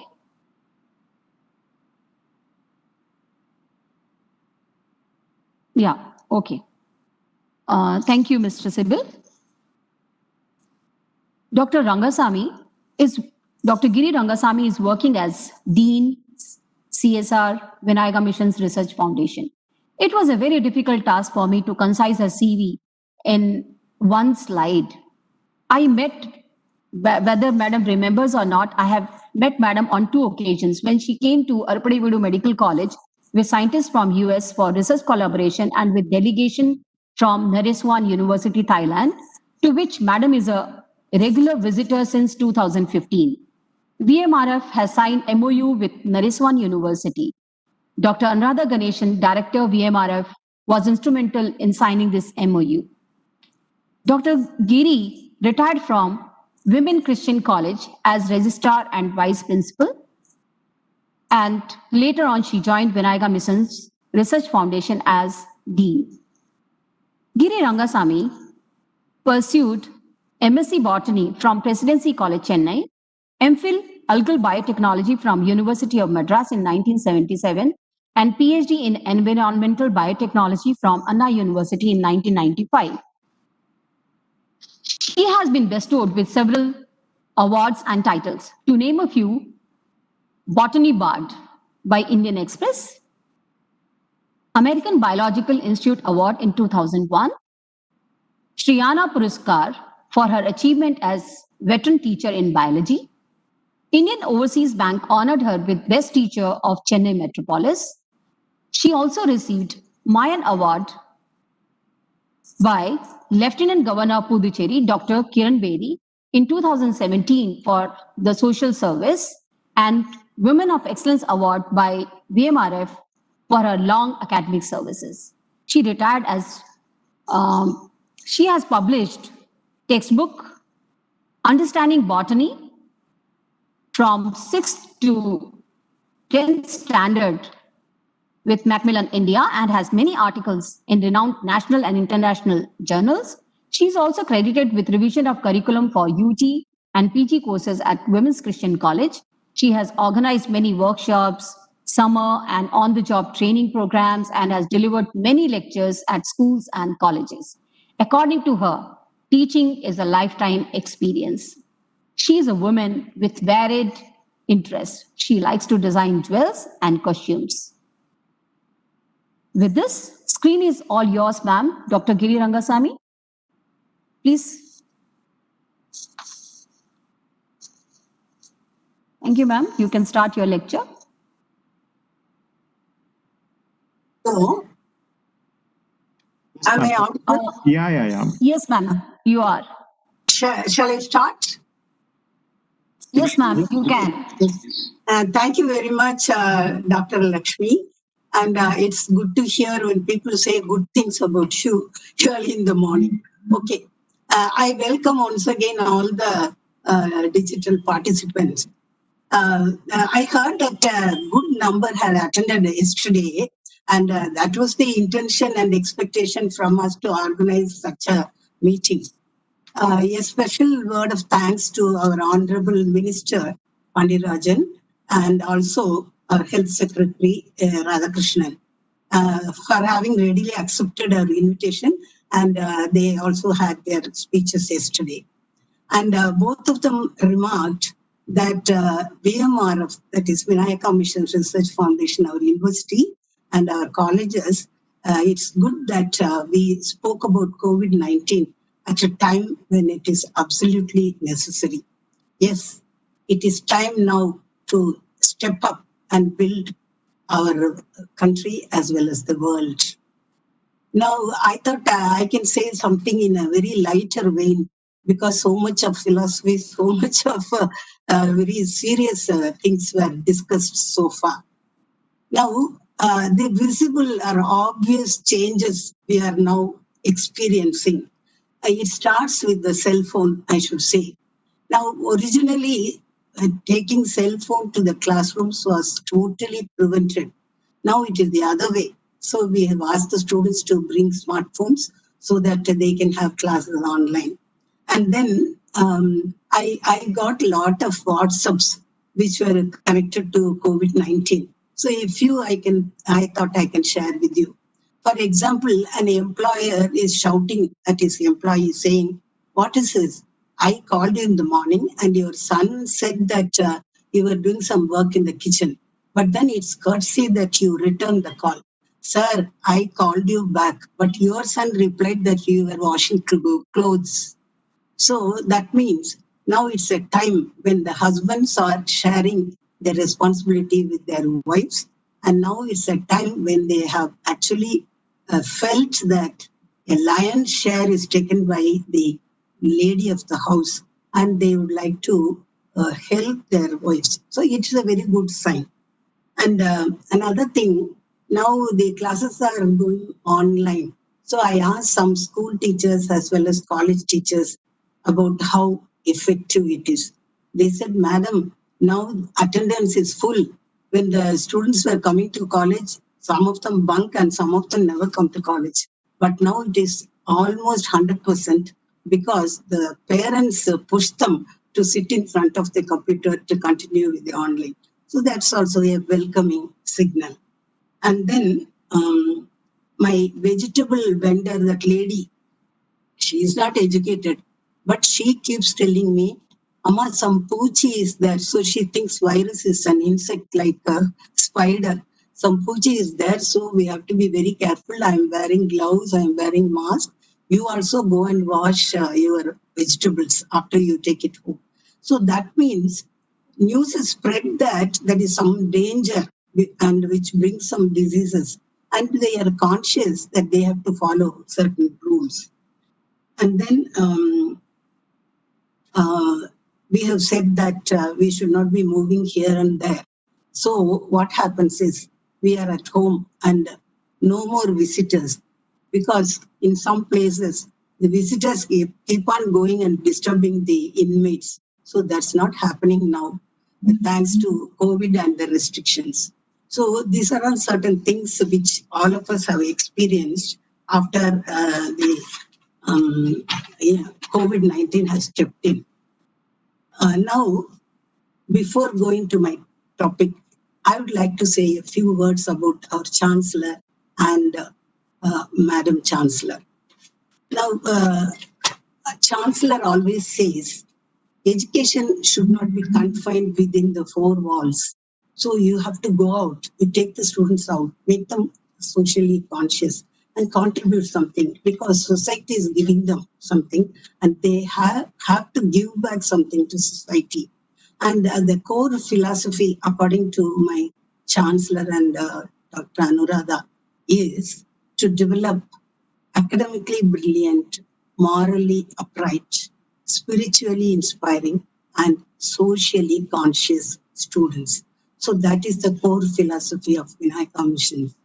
And whenever we approached our chairman for something which the students would like to do with the villagers or with someone outside the class, he's very happy, because he says subject somehow they will learn, but tell them what is around them, make them sensitive to what's happening to people who are less fortunate.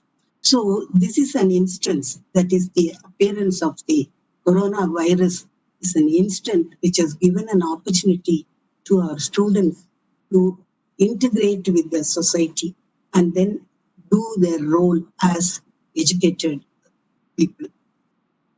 Now, coming to my topic, that is, actually I was appointed as Dean of Biotechnology because that is my subject. But somehow, since I was showing a lot of interest with doing some work with students outside the college, probably my chairman felt that I should be pushed to CSR. So now I'm doing some socially responsible jobs, of course, with the faculty and the students. Now, what is corporate social responsibility? It's actually a self-regulating business model which implies the presence of, which implies the procedure of interaction between a company or an institution along with the stakeholders or the public at large. The companies and firms have definitely learned three lessons now, which I think I am reiterating what Sri Kumar sir said.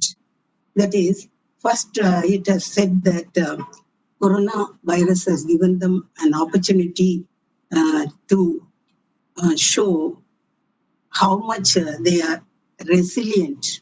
So our society has met so many disasters, natural and otherwise, but still, though this disaster also proved that how resilient we are, and then how well prepared they are to manage risks with the available resources.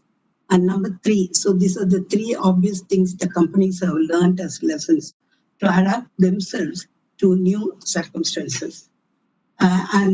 So now it's a time of the pandemic. So we have to do something which will help us tide over the situation.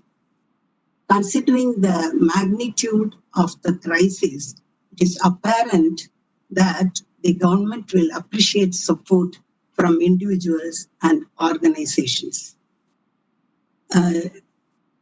Corporate social responsibility is about integrating purpose into an organization's core philosophy and mission, utilizing its core strength. The much dreaded coronavirus, a pandemic declared by WHO, has shaken the entire world and the economy at large. So what happened was on 23rd March 2020, 23rd March, the Ministry of Corporate Affairs clarified that the spending of CSR funds for COVID shall be considered an eligible corporate social responsibility activity. In other words, it will be added to permissible avenue for CSR expenditure. So it seems it has levied a rule that 2% of the profit by big companies whose turnover will be more than crores. So the 2% should be allotted for the work for COVID, like the research labs who are trying to get some drugs or vaccines, or some medical devices which will be helping the doctors, and some sanitation liquids preparation, etc. All this will now come under corporate social responsibility, and they can be funded by the government also. So it is a new amendment for the Companies Act, which is very active now. India is one of the first countries in the world to make CSR mandatory for companies following an amendment to the Companies Act in 2013. So under this act, businessmen can invest their profit in areas such as promoting rural development, their health care, etc. It is now understood that the pandemic offers a great opportunity for business to shift towards more genuine and authentic social responsibility and contributes to address urgent global and environmental social changes. Due to the pandemic, we can see how the consumer ethical decision making is shifted. Realizing the social responsibility, the companies have changed their approach towards strategic marketing efforts. Changes have a profound impact on the social responsibility, marketing philosophy, opportunities, and trends. And as somebody has said that SWOT, now the T, which was a threat, is now changed as a challenge. So it is a challenge thrown to not only the doctors and the medical professionals, but also every individual in the society. I would like to quote here Tirkural, that is, Anbilar Ellam Tamakuriyar, Anbudayar Envum Uriyar Pirarku. Now, what I want to explain is, now all this while all companies and institutions, maybe some private houses also were giving some money as charity. So there are some charity organizations also. So it was somewhat mechanical and it was automatic. Every month or every year, they will have a budget in which they will help people. Of course, it will give income tax relief also. But now I feel that it is pushing people into a deeper conscience where they think that it's a time of crisis and we should help the public. So that element of anbu or loving people in a crisis situation has taken the forefront. And when we are spending money or helping, it is with some love from our heart. So it says, Anbilar Ellam Tamakuriyar. Maybe several rich people were like that, everything they wanted to grab. But now we are forming a society where we are conscious of others. And then we are also conscious that the society has become equitable because coronavirus has no partiality. It will affect a king as well as a beggar. So that we are daily watching. And before concluding, I would like to show some slides.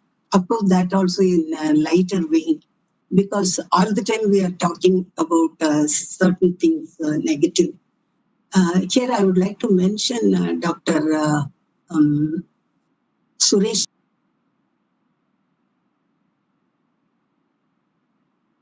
And it was a learning lesson and an eye-opener for myself.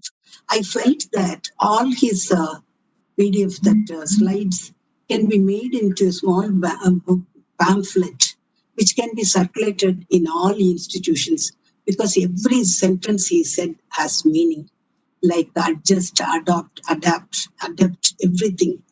And that was wonderful. And I think we'll be really doing some help to the society if everybody starts reading it daily. Then about the Dr. Uma, I should say that she says we have to put God for.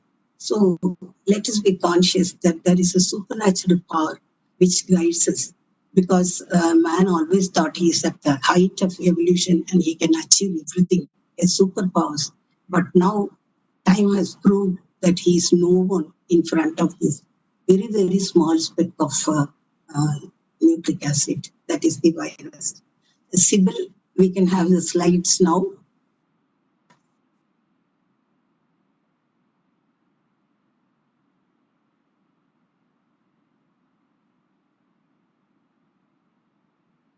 Yes, this was the latest WhatsApp I got. That is, I think you have to push it up. That's on the left side is full of plastic waste. So right side, we see some doctors who have to cover themselves with plastic. So we made the earth dirty, but now we have to wear plastic to make the world cleaner. Next slide. Is now all the three things cannot be Sybil. Yes, ma'am. That the individual has to be done that, ma'am. Oh, you cannot make it smaller. I have made it into the smaller. Okay, so this is the smallest, I suppose. No, that is there are three stages here. So now we are watching the first wave, in which people are frightened of the virus and turning away from it, running away. Show the second one. Second stage. Ma'am, in the same image itself, the three stages are there, ma'am. They can just swipe and see all the images. Okay, because I cannot see. I'm watching only the first stage. Okay. Hello. Ma'am, all three are visible. All three are visible, ma'am. Yeah. Okay. Now the second stage, you see that we are hesitant, and then of course we are trying to go into the sea with some device, but still we are not stepping into it. The third one says we make it into a float, and happily we are going along with the wave current. So this, in a way, describes the three phases of COVID-19. Next one.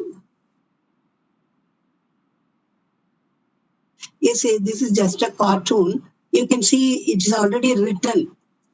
So, I would like to add, we are not stuck at home. We are safe at home.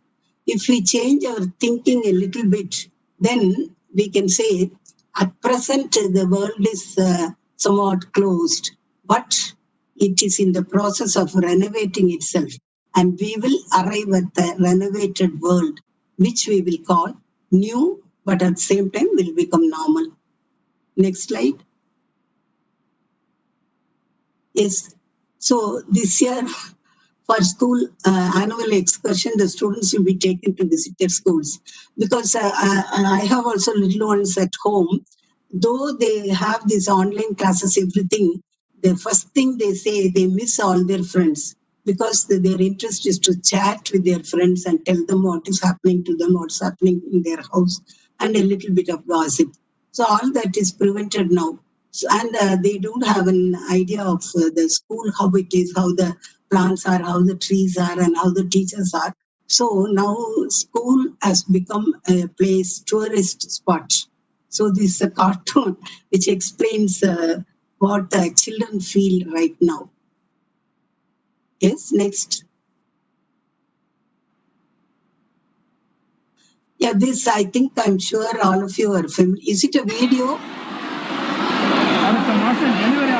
Yes, madam.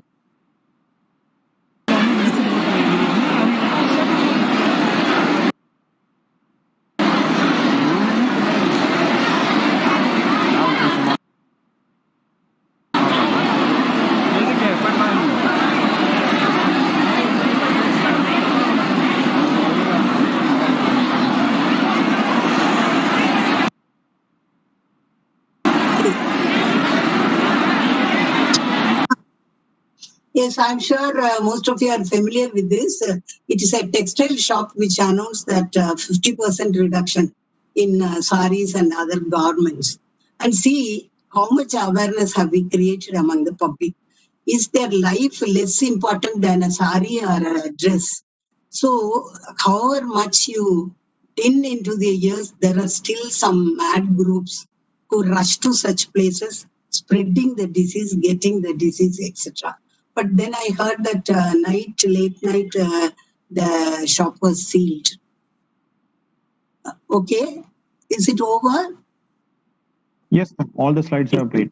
Yes, my tail piece is go into the world, go into your country, go into your cities with positive ideas, and then help the ones who are affected. And then you help yourselves so that you are not affected. Thank you very much for the opportunity given by both groups. Of course, a special word of thanks to Swamiji and Sri Hari Prasad. I'm sorry, Swamiji Sri Hari Prasad, as well as Sri Kumar, who have coordinated with us. And I'm sure all of you would have felt that this 2-day digital webinar was an interesting one. Thank you.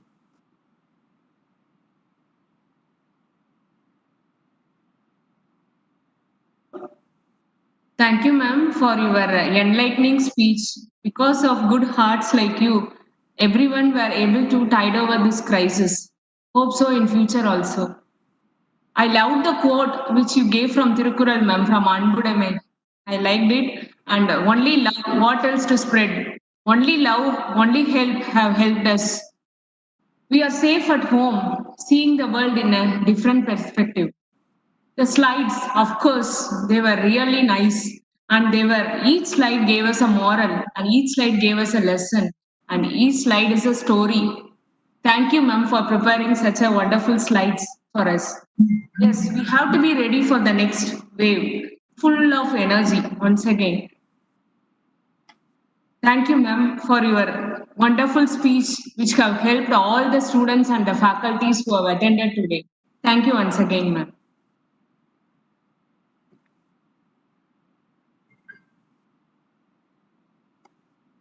Next, we are with going ahead with our next speech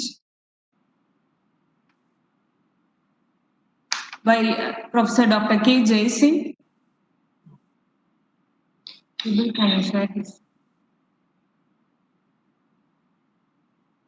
Dr. K. Jay Singh, presently Medical Superintendent, Arpadevidu Medical College Hospital, graduated from Chengalpet Medical College in 1980 and a postgraduate from Stanley Medical College.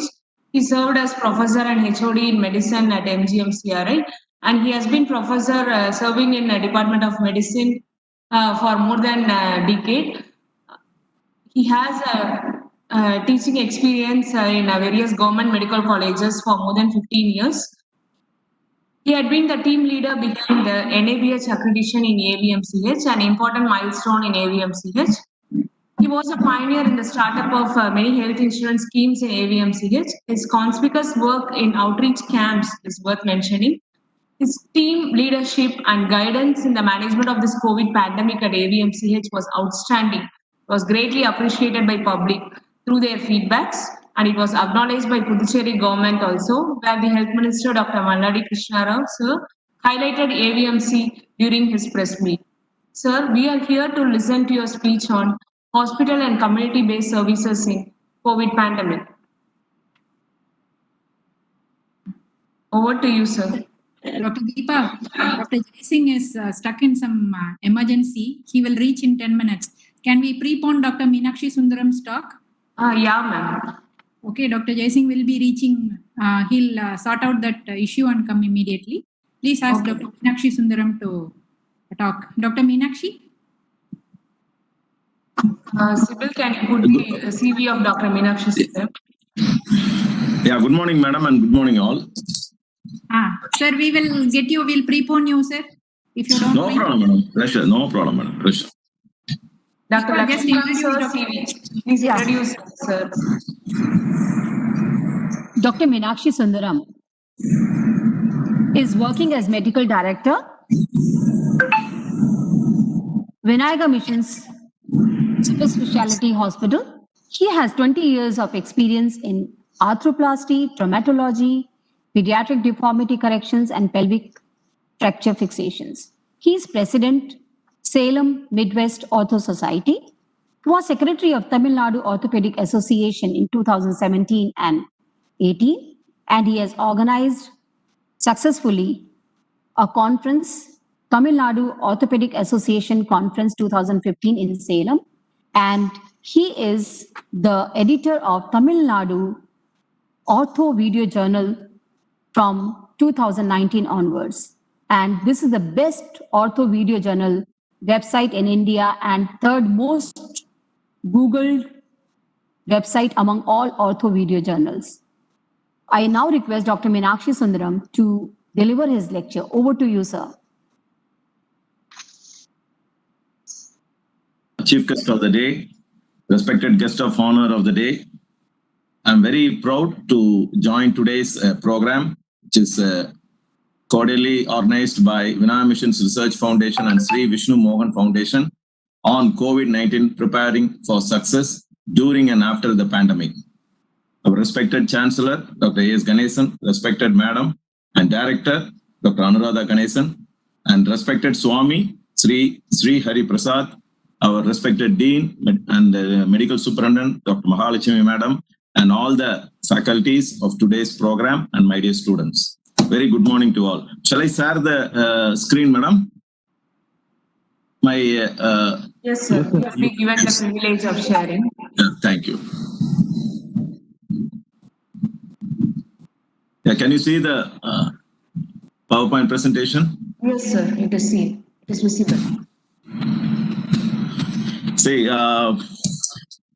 are very proud to tell our Vinaya Mission Super Specialty Hospital was the one of the hospital, that is the first hospital in a corporate setup in Salem to be recognized by the government of Tamil Nadu and the Salem collector to start the COVID-19 treatment specialty ward in WIMS, that is Vinaya Mission Super Specialty Hospital. I'm very proud and I'm thankful for our Chancellor and Madam for allowing me to open a separate ward which contain of 140 to 150 beds in one block itself.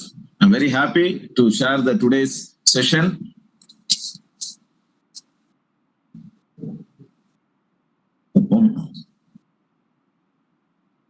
We have a dedicated COVID ICU with intensivists around the clock. We have an exclusive dialysis facility for COVID treatment patients. We are 24/7 hours working, and there's a special COVID diet and a diabetic diet. We have a 24/7 Corona helpline, and we have best nursing care, and we follow the protocols as per the ICMR guidelines. We have a psychologist and other able consultants, and we have recreational activities with an affordable price. As you know, I don't want to deeply go into all the corona, how it spread and all. I just want to highlight a few things. It's an infectious disease caused by SARS-CoV-2, a new type of coronavirus detected in China in late 2019. Adds fever, fatigue, dry cough with aches, pain, running nose, sore throat, shortness of breath, and diarrhea. And how it spreads: air droplets, touching an object with virus on it, and close personal contacts, and that is avoiding maintaining social distance, and rarely fecal contamination. Biological serum level, that is 3 lab, is supposed to be the recognized lab by the government. And we take a nasopharyngeal specimen, oropharyngeal specimen, mid-terminate swab, and anterior nair swab, and nasopharyngeal wash, or aspirate, or nasal wash aspirate. See, this is how we start with the patient when he's arriving to our hospital. As soon as we get a call from the patient, we are very much aware that they should not come into the hospital entry gate. So we have an exclusive entry gate for the COVID patients, which is around the clock covered by a security personnel to direct in a separate path to the hospital side entrance, where we have a collection center. As soon as the patient is arrived, the patients are made waiting in a collection center like this, maintaining the social distance. And now one person will be particularly with all the PPE kit, will be taking the history of the patient and collecting the reports which says whether they are RT or RT-PCR positive or CT scan positive. Suppose they don't have both, they will be sent to the investigations to the CT scan first, then followed by RT-PCR. That is in the collection center here, where normal patients are not allowed in this area. So suppose a patient comes with severe COVID-19 symptoms where he is unable to walk, they are collectively taken by our ETCT technicians who are available exclusively for COVID-19 patients, as well as MD PGs and MD accident emergency PGs also are taken care, one patient with 1:1 ratio. And you see here, this is the area where we have isolated here. This is WIMS hospital only, which the photographs are taken in WIMS hospital. There's another collection area behind this gate, and the sisters are screening the patient, making them lie down. And the IV line, everything is started here.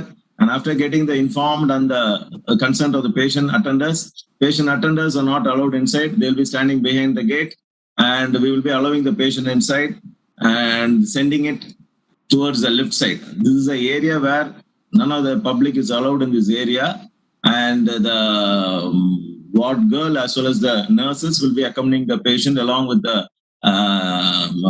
paramedical staff to the lift. So here is the lift, and this lift is exclusively given for the COVID patient, where none of the other private patients are allowed inside. And here the patient is taken towards the ward along the corridor. So they will be shifted to their respective wards or ICU based on their severity status. Handing over will be given to the concerned doctor in charge of the respective wards. We have 3 doctors for 100 patients who are covering up all the 3 areas. That is, one is a private ward we have, another is a semi-private ward, and third is a general ward. And 1 doctor exclusively for ICU patients. So that is separately in the 2nd floor. These all wards are on the 3rd floor. Case sheets will be written and all documentation will be completed.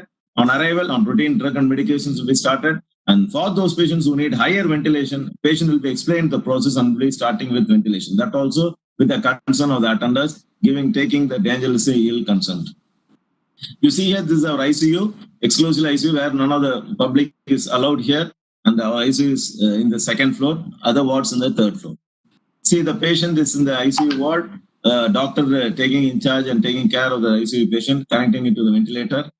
So each patient is allotted with 1 staff in ICU and 5 staffs for each ward per shift containing 25 people covering the ward session.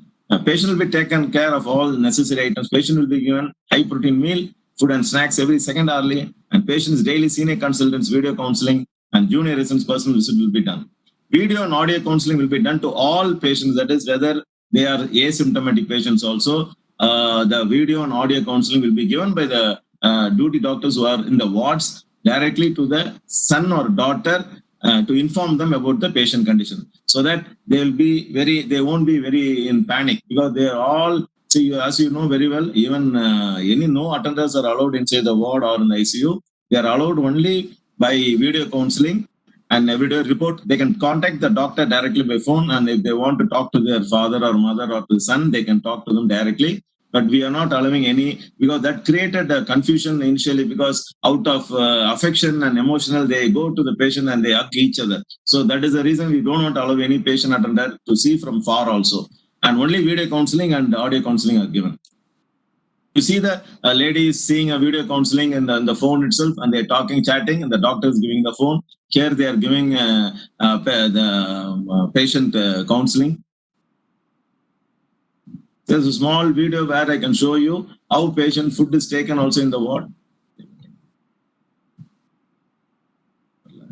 So actually the audio is not, video is not playing. Here we just short a few seconds how the food is given to each patient going into their room. Unfortunately, it's not opening. Okay, coming to the treatment protocols for all asymptomatic patients who doesn't have any symptoms. Tablet azithromycin, Medrol, Para, and Coimin tablets, which is gives them a symptomatic relief, and along with an expectorant, if at all they have cough, is given. Self-isolation, quarantine, all hygienic procedures are followed for 10 days. Suppose the patients are coming with severe symptoms, we start with the remdesivir 200 milligram IV stat, followed by 100 milligram IV OD for 5 days. And antiviral will be added, and remaining all drugs given depending on the patient's symptom. For low molecular heparin, we see whether if there is any rise in the D-dimer, or if they have any interleukin level, we start with low molecular weight heparin, and along with that we give in the injection methylprednisolone, and the dose is adjustable. It is not the dose what we are given. It is adjustable depending on the level of IL-6, D-dimer, and LDH, lactate dehydrogenase. See, there are many things which stimulate the severity of the illness in COVID patients. When the patients come to the receiving area, when we receive them, patient saturation will be minimum 84 to 90 level, which will be maintaining an ordinary room temperature. Once the oxygen is kept, they pick up to 94, 96. And for those patients, we give symptomatic treatment with remdesivir and other injections. But after 1 or 2 days, they go into a severe breathlessness, shortness of breath. That is due to the pro-inflammatory cytokines, which play a vital role in pathophysiology of lung damage in patients affected by coronavirus 2019, which causes an acute respiratory syndrome, leading to an alveolar infiltration by macrophages and monocytes. A level of interleukin-6 seem to be associated with the inflammatory response and leading to respiratory failure, needing for mechanical ventilation. So patients who come like that, the attenders will be given before ventilation, attenders will be educated, will be shown the condition by keeping the oxygen and removing the oxygen, see how the saturation is falling down, and with the HF and NO, that is high flow nasal oxygen, how much the patient is maintaining the oxygen saturation, we show it to them, and we convince the patient attenders, because they are all standing outside or they are at home. They don't know the reality, where they think that after 2 days, purposefully, we are putting the patient on a mechanical ventilation. To make it sure, with the video counseling, we show them, see, with the oxygen, normal oxygen, facial oxygen mask, the patient is not maintaining, the oxygen saturation is not picking up, it is only 80, which HFNO, they are picking up to 93, but with HFNO also, they are not picking up, he needs ICU admission. Then they accept it, okay, you can shift to the ICU. Otherwise, it will be a big problem thinking that for the sake of shifting the patient to ICU, we are doing it. And that is the main success of our treatment. Once you educate the patient as well as the attenders and show them the reality, they accept it and they are ready for the treatment what we are giving. And there is another score by name Carl score. which includes comorbidity, age, and lymphocyte count and LDH. And depending on the score, the severity of the patient, whether the patient is going to severe stage or patient is in intermediate stage or in early stage, that calculation also we do it and educate the patient as well as attendant. And in patients with severe, this I already have discussed, sorry. And all symptomatic ICU patients, all routine drugs will be added as usual with ward patients. Injection ulinostatin is supposed to be given for all any severe septic foci infection for other cases, pancreatitis also. So here also there was a study showing that it will help in the case of patients who come with the severe COVID-19 symptoms and in ICU, in ventilation, to prevent the infections or prevent the sepsis. We give this ulinostatin that in a BD level, and extra cautious measures will be taken. All routine blood coagulations will be taken, ECG monitoring and ABC analysis will be done. Cardio, nephro, pulmonology consultants' opinion are taken for all ICU patients by video counseling. And they started with HFNO ventilation to tolerate the hypoxia. At last part, they'll be given an invasive ventilation if HFNO is also not responding. And prone ventilation found to be very effective in crisis practice. And once the patient, here we can tell mostly 80% of the patients who go to the ICU have recovered and come out successfully, except for patients who come late stage to our, because our hospital is a tertiary care hospital, where other hospitals have rejected, they are not ready to take. We take the patient and we inform priorly that the patient will fail sick or life might be very risk. In that case, some patients within 48 hours they collapse and we need to declare dead because of the severity of the infection, where whatever injection, even we have given up to tocilizumab also, which costs about 40,000 rupees. Now ICMR is claiming that it is not valid, but still we try to give those. Previously it was told that tocilizumab is very effective. We tried those injection also, but unfortunately we couldn't save more. Nearly 20% of the patients in the ICU. And once the patient comes out from the ICU, they're shifted to the ward, and in the ward they are maintained for a couple of days and to see the normal air temperature whether they are maintained. Then they are shifted out of the hospital, and after stabilization, shift to the ward and observed. Following which they the discharge with the following care and advice what medicines they should take. And the success lies with the smile of the patient who's getting discharged from the COVID wards. And our success also means the main motto of our improving standards and other method in for all in and out patients. And as per the guidelines told by the government of Tamil Nadu, we sanitize the hospital weekly once, the wards and all the places where routine COVID patients are moving in and around. And even the hospital, whole hospital, we have been sanitizing weekly. Ambulance fumigation. And we have a very good team headed by the physician, Dr. Prabhakaran, who is a nodal officer of our hospital. He was doing the wonderful job, and all patients were very happy because he was a very friendly person. See, the success always lies in how you handle a patient. They are coming in a very panic state, and the doctor is very jovial and very confident when he starts giving to a patient, and he is very happy, and he recommends as soon as he go outside to the hospital. The doctor's team is very good. The nursing team is the good hospitality is there. Good food is there. That is where the success of an hospital. And as a medical director, I believe in first treatment and next is the facilities provided to a patient. And for that, that's our nodal officer, Dr. Prabhakaran, played a very good role. Along with an ICU head, Dr. Ashok Rajamanikam, is an accident director and accident emergency consultant, as well as the deputy medical director of our hospital. He was heading the ICU with his wonderful PGs who are final years. And all these, the team who are made success for our hospital, along with the pulmonologist, 100%, all cases, routine cases, nodal officer will be discussing with the pulmonologist regarding the CT findings and before and after the patient discharge. And most of the patients, they tell us a cardiac pain when they come, a cardiologist is intervened and a nephrologist intervened and a neurologist, depending on the symptoms for what they come. See, our hospital has been appreciated from many newspapers that we are doing a wonderful job, and some photos have been also showed, and that also was a good success for us. This is our team which I have shown you.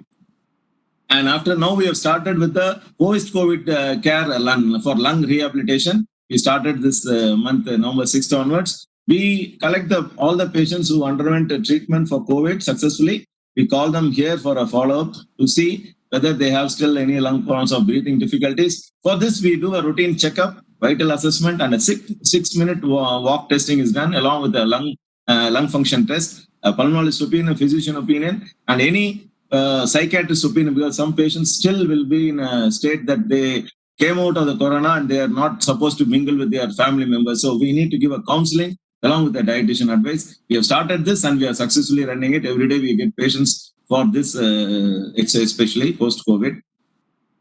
And one minute. 1 minute.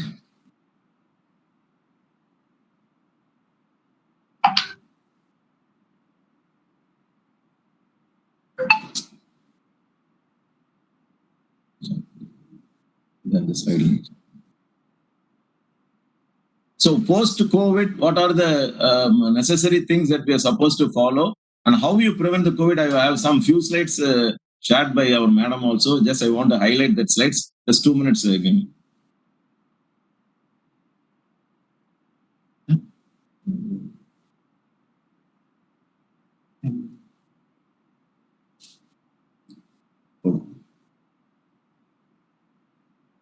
Can you see this now?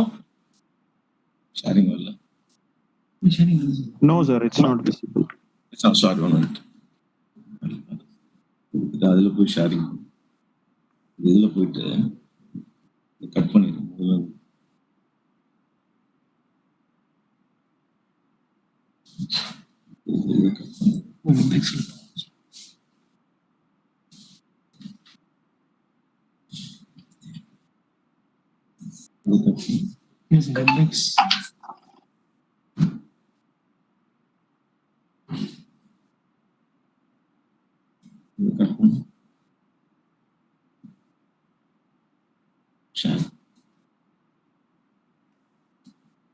Stop. Yeah. 1 minute.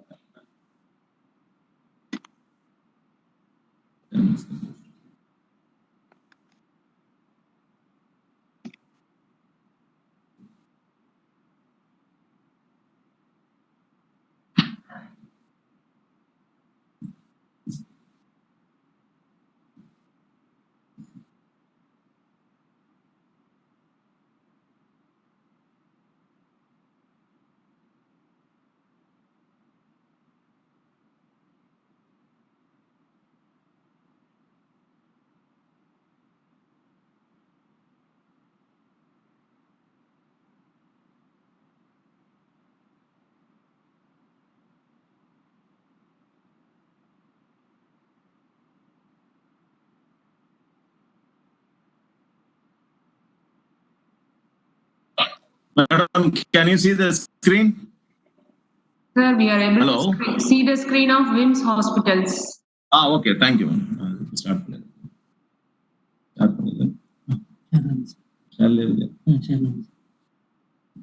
Open ஆக மாட்டேங்குது.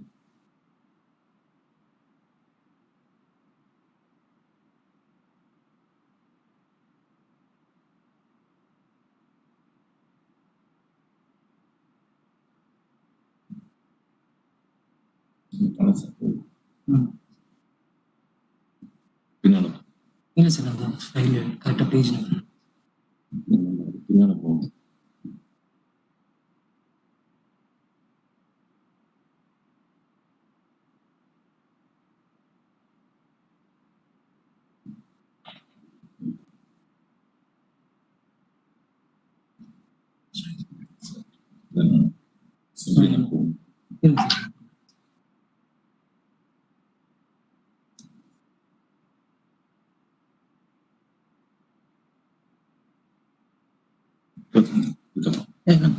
இதுக்கப்புறம் தான் போகணும். இல்லை sir அது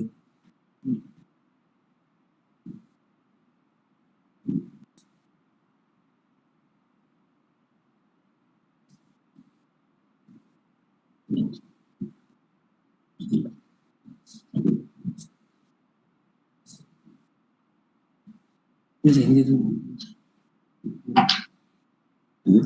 the 52.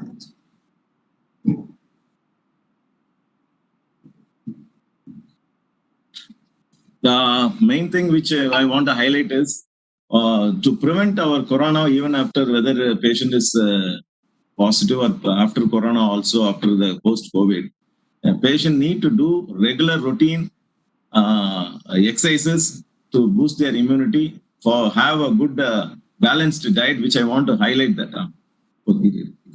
So is a person. So yoga plays a vital role in a. Madam, can you see this slide? Yes, Yes, sir. yes, it's visible. Yoga slide. Yeah, yoga. Thank you, madam. At the slide 4. Yoga plays a significant role, followed by the WHO recommends 150 minutes of moderate intensity or 75 minutes of vigorous intensive physical activity per week. Next. Need to have a balanced diet with a good to boost up of immunity. Next. So what are the do's and don'ts? Do not use public transport for going home. Make sure you have a separate room in your home. Have an isolation if necessary. Try to avoid, maintain social distancing. Follow the instruction given at the time of discharge for all the patients. Next. Maintain social distancing. No visitors. Make sure your room is well ventilated. Do not go out of the house often. Do not share your items after your post-COVID patients until 14 days. Don't violate social distancing. Next. Use separate washroom if available. Sanitize every time all your bathroom fixtures, light switches, toilet seat, etc. in your house. Handling of the linen and clothing should be taken separately and should be cleaned on a regular basis. Dry clothes in a direct sunlight. Next. So hand washing technique, minimum 20 seconds, you should need to wash your hands routinely now and then. Frequently wash hands. Yeah, whenever you touch any surfaces before and after eating.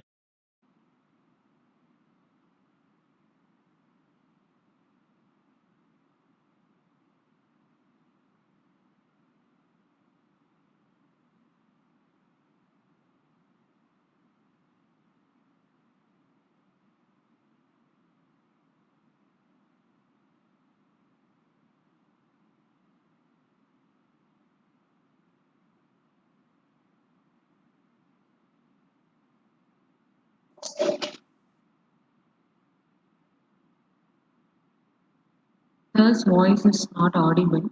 Sir?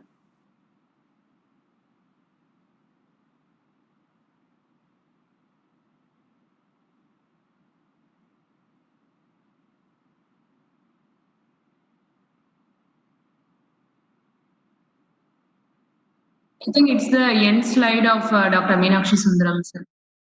Is it, sir?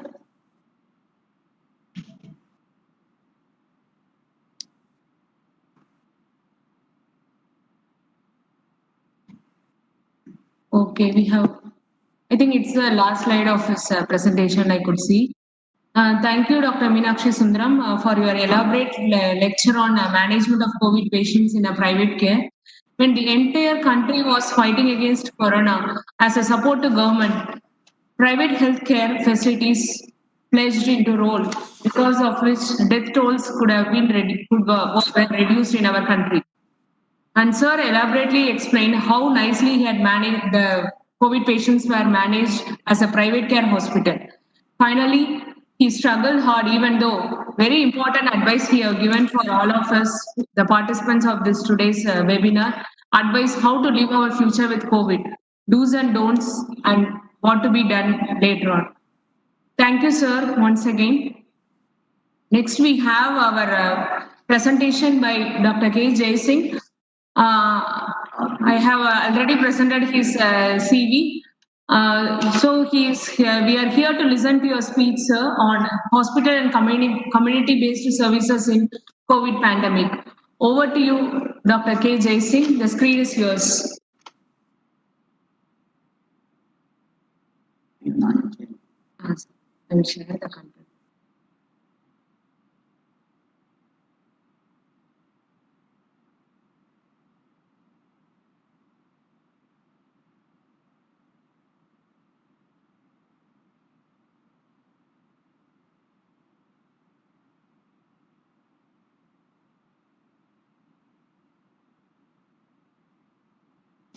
Is the screen is visible? Visible, ma'am? Yes. Yes, it's visible.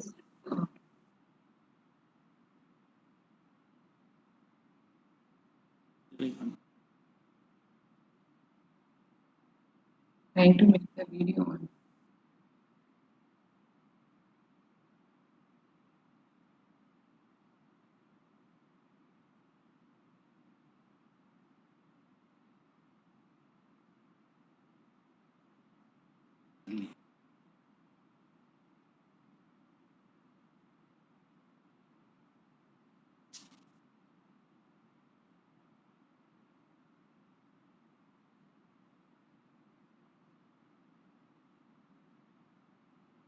Deepa, screen is visible, but audio is not coming. Yes.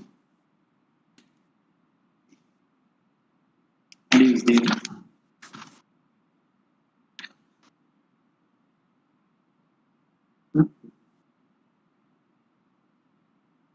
இப்ப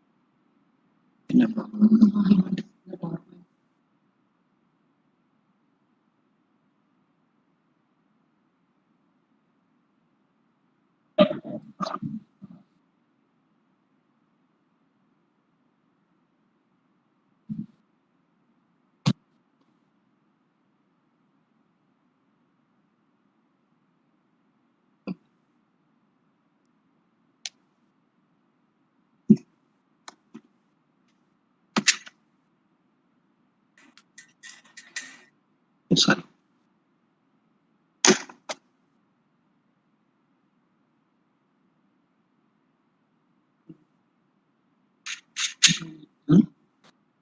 இந்த problem.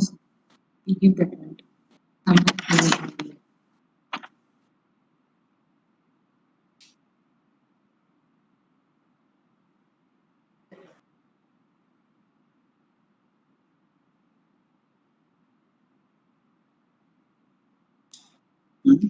இல்ல இல்ல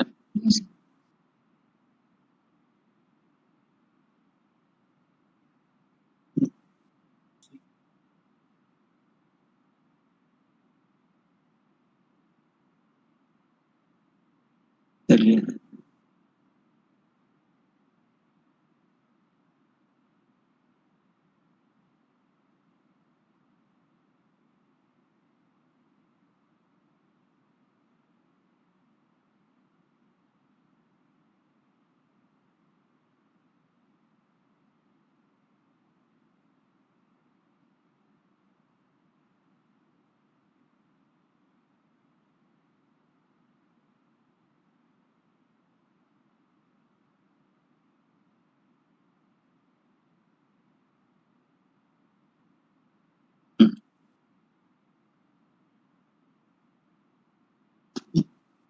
By the time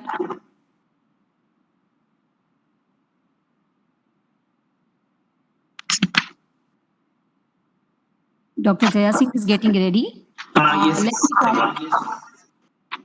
Shall I, Sir, are you? shall I start, madam? Yes, sir, please go ahead. Yes. Honorable Chairman, Madam Chairman, the office bearers of Sri Vishnu Mohan Foundation, organizers of this webinar, our beloved Dean, Dean HP, faculties, other speakers of the day, guests, and dear students, good morning to one and all. At the outset, I would like to thank our Honorable Chairman, Madam Chairman, the functionaries of Sri Vishnu Mohan Foundation, the organizers of this webinar on COVID-19 for giving me this opportunity. In the month of November and December 2019, when it first appeared in China, COVID-19, when it first appeared in China, for most of the Indians, it was just a news. It was like passing clouds. When the disease affected whole of Wuhan province and many deaths have occurred, the whole world started worrying. When the first COVID-19 case was reported in Kerala in India on 30th January 2020, not only the alarm bell was started ringing,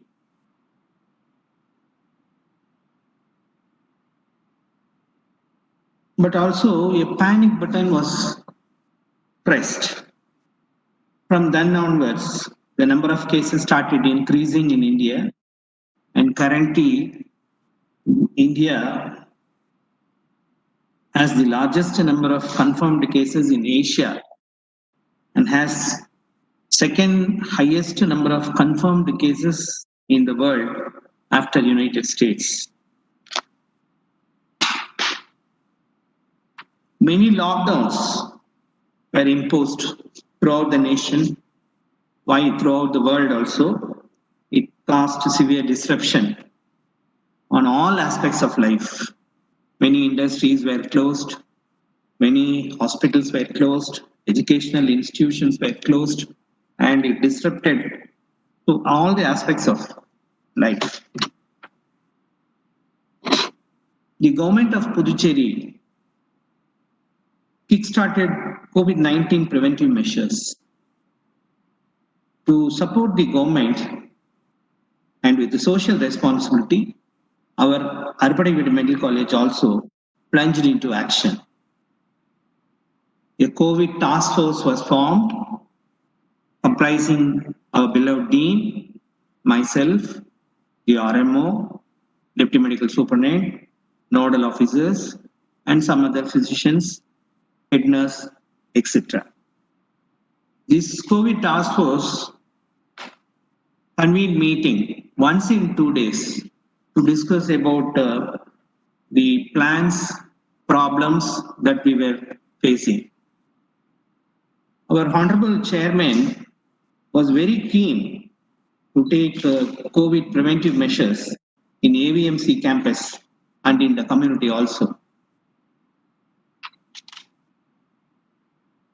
A COVID team was also formed with the administrative head, the dean, myself, and RMO, DMS, and all, nodal officer, physicians, pediatrician, obstetrician, microbiologist, community medicine person, and emergency medicine person. They were included in the COVID team as per the government norms. A COVID screening booth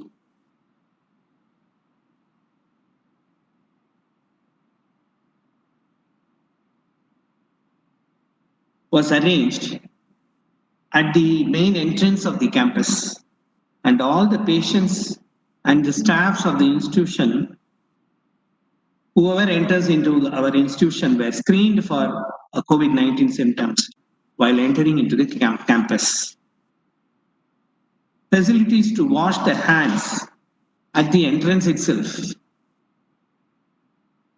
These are the pictures of these screening done at the entrance itself. And facilities to wash the hands at the entrance was also arranged to encourage the patients as well as the staff to wash their hands while entering as well as leaving the campus. Thanks to our Madam Chairman, this suggestion was given by Madam Chairman only.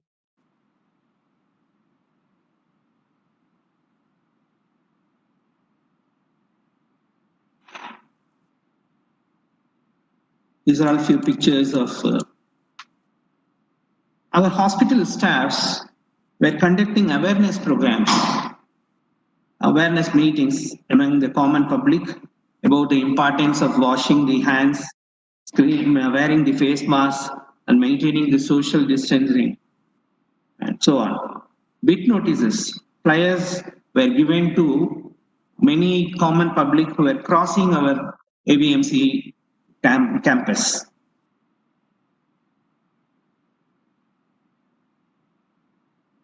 It's a sort of preventive measure.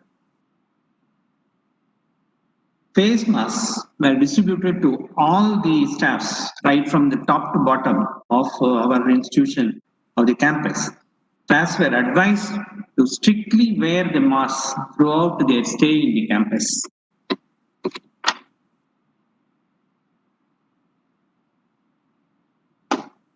All the staffs were also instructed to wash their hands while they are on duty every hour during their duty.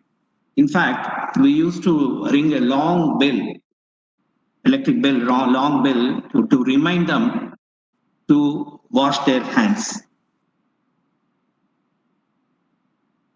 The health department of government of Pondicherry entrusted the work of door-to-door surveillance for COVID-19 patients in 5 villages in Pondicherry, covering a population of around 1.5 lakhs. Our house surgeons and faculties of the Department of Community Medicine successfully made surveillance over a period of 30 days. These are all the pictures of our house surgeons and our staffs of our community medicine department making the surveillance, door-to-door surveillance. Our ENT surgeons and microbiology faculty with the paramedical staffs conducted 21 throat swab test sample collection camps in various places of Pondicherry Union Territory. Totally, around 4,146 test samples were collected during these camps. We conducted such camp even for the police personnel of the Pondicherry Union Territory.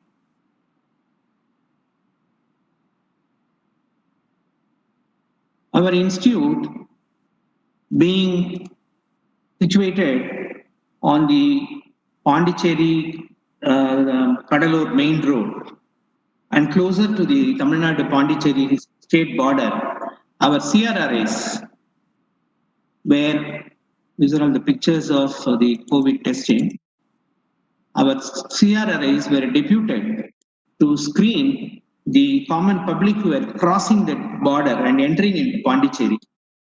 And the CRRAs carried out this screening program daily for about 6 months from March to August 2020. These are the photographs of the CRRAs making the screening of the common public crossing the border.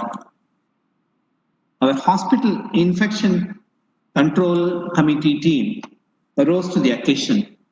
The members of the team conducted many training programs and COVID awareness programs about the correct method of washing the hands, donning and doffing of the PPE kits, correct way of wearing the mask, and so on.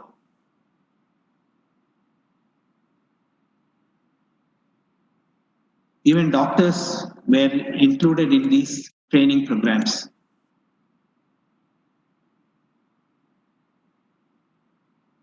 As a social responsibility and committed to the healthcare delivery to the community, even during this long-drawn lockdown period, which extended for more than 6 months or so, when most of the hospitals were closed for the fear of COVID infection, our hospital emergency services were available 24/7. I'm happy to inform you all that labor deliveries during this COVID lockdown period in our institution increased significantly compared to the pre-COVID period. Similarly, in order to facilitate patients seeking medical advice during this lockdown period when they were not allowed to move out, we started telemedicine counseling facility, and our Honorable Chief Minister of Pondicherry inaugurated the telemedicine facility to facilitate the patients who are not able to move during the lockdown period.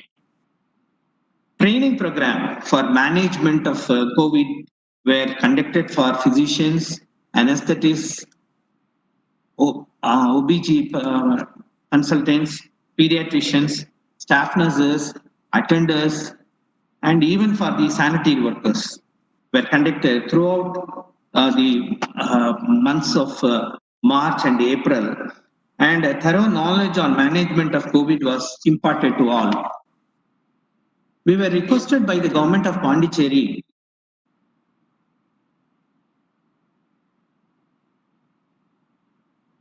these are all various training programs organized by the Hospital Infection Control Committee and so on. And we were requested by the government of Pondicherry to keep ready of COVID isolation ward. Accordingly, we created 2 wards. One for the COVID confirmed cases with 20 beds. This is the isolation ward we created for COVID confirmed cases. And one other ward for COVID suspected cases with 5 beds in the month of April 2020 itself. And the government of Pondicherry designated its government medical college, IGMCRI, Indira Gandhi Medical College and Research Institute, as the COVID treatment center. And cases reported positive in Pondicherry were admitted only in IGMCRI for some time. When more and more cases were reported, the government was unable to rather cope up with the admissions at IGMCRI and requested all the private medical colleges of Pondicherry to admit COVID patients through referral from IGMCRI. In the COVID ward, we even installed the ventilators. And I'm very proud to say that our college was the first college among all the private medical colleges in Pondicherry to accept to admit COVID patients in our hospital.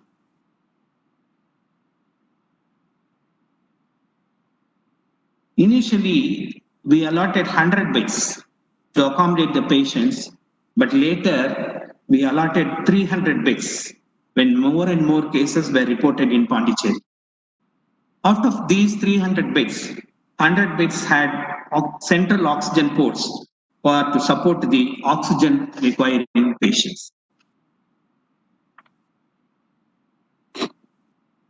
These are all the photographs of the patients admitted in the COVID ward.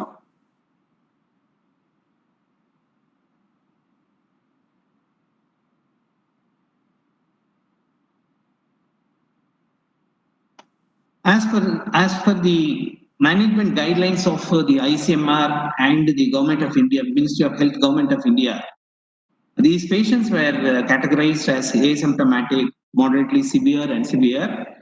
Asymptomatic patients were given nutritious food, good rest, vitamin C, antibiotic azithromycin, and vitamin D.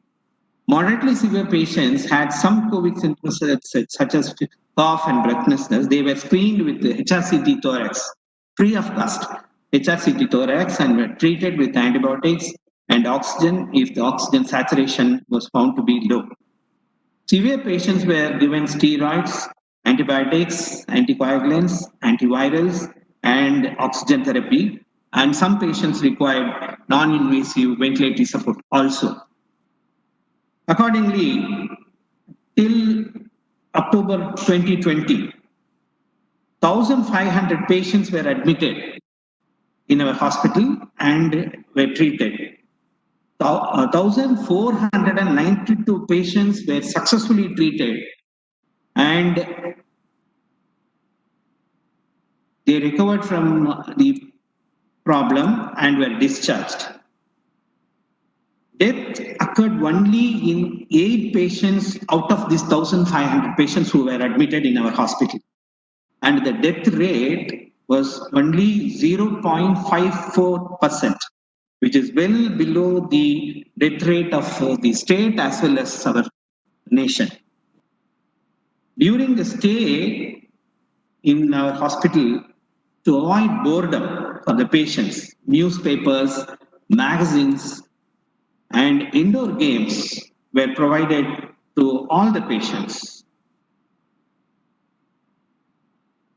As a sort of social responsibility, the biomedical waste and the municipal waste generated by these patients were aptly disposed under the supervision of our hospital infection control committee, doctors, and staff nurses. They also monitored the cleanliness of the wards, and they were monitoring the COVID workers donning and doffing of the PPE kits. 4 sets of healthcare workers, comprising doctors, staff nurses, attenders, and sanitary workers, were doing COVID duty in shifts of 6 hours per shift. After their duty, they were made to stay within the campus as quarantine stay. Each team was doing 1 week duty, which was followed by 2 weeks quarantine.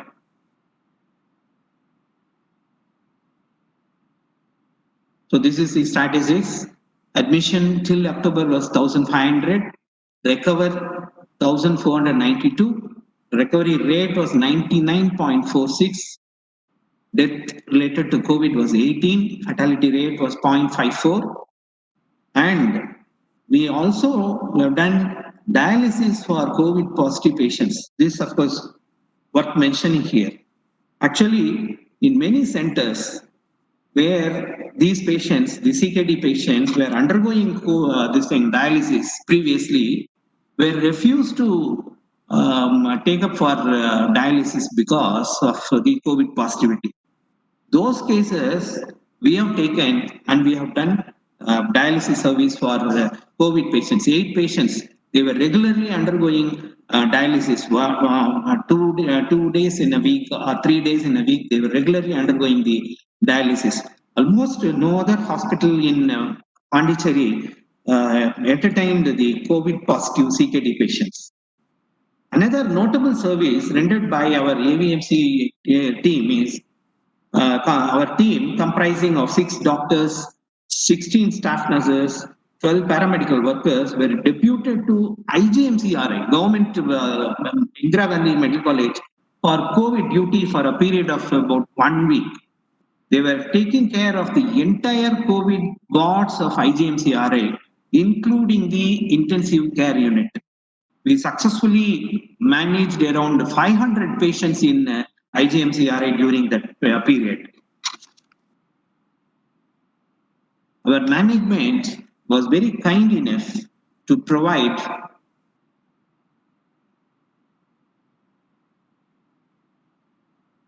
this is the photograph of the patient undergoing the dialysis.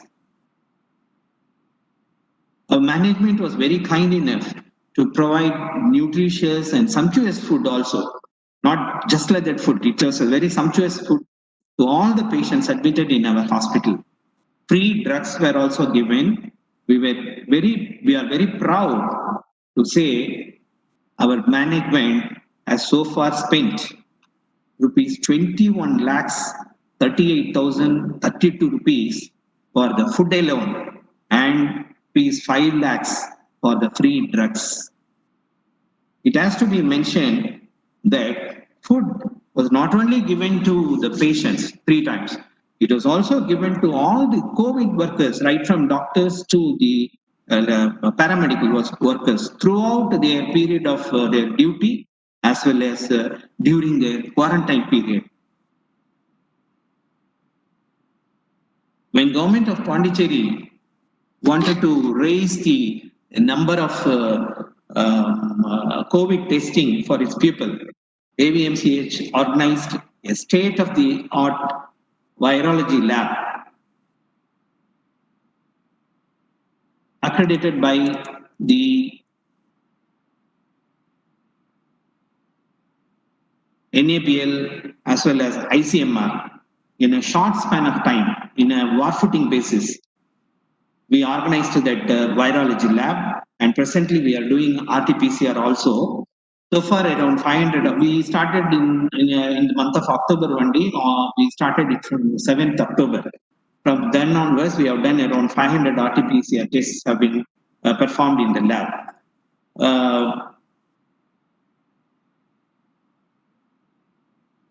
During this COVID, this thing, the Honorable Health Minister of Pondicherry State, he visited our hospital. He very much appreciated our performance, and he very much appreciated the cleanliness, hygiene of the hospital.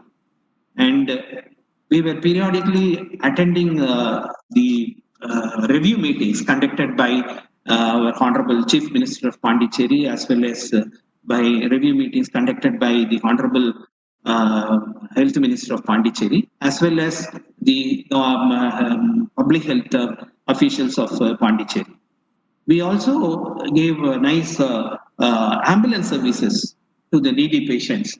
We were transporting patients from IGMCRI to our hospital, and while patients were discharged, we took them in the ambulance and but up to their door, we took them to their residence itself, and we were doing good service with the ambulance services. And at the time of discharges, when patients were discharged, a warm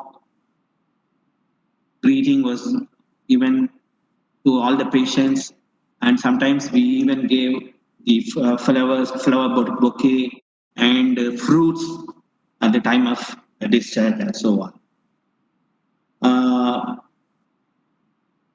We are all now closely following up the post-COVID patients also.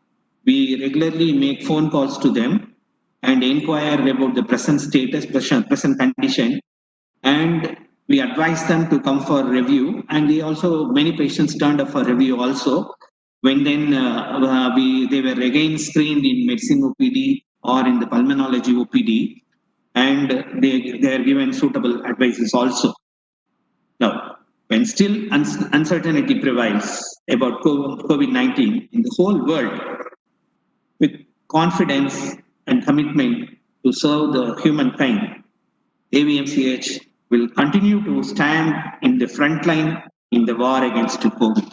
I once again thank the organizers for giving me this opportunity. Thank you. Thanks. Thank you, sir, for your excellent lecture on hospital and community-based services in this COVID. Actually, it is the frontline workers and students who are still struggling hard in this COVID. Thank you, sir, once again. I think we'll go ahead with the next session. It's a panel discussion involving the stakeholders. COVID-19, how it impacted the students and their learning. We have a spectrum of panelists for the discussion, and we have moderator Dr. V.N. Mahalakshmi, ma'am, Dean Health Professions Education, Arupadai Medical College. Madam is a dynamic, motivational person whom I have seen ever. And over to you, ma'am. Madam doesn't need much of introduction. She has a very long CV. She doesn't want me to spend the time presenting her CV, and that's why I'm giving the screen to Madam. Over to you, ma'am, Dr. V.N. Mahalakshmi. Yeah. Thank you, Deepa. Good morning, everyone. Nice to meet you all. We will, without much ado, we will move on to the panel discussion. That is COVID-19, the impact on students and learning. So this is the topic we have chosen. Why did we choose this topic for panel discussion?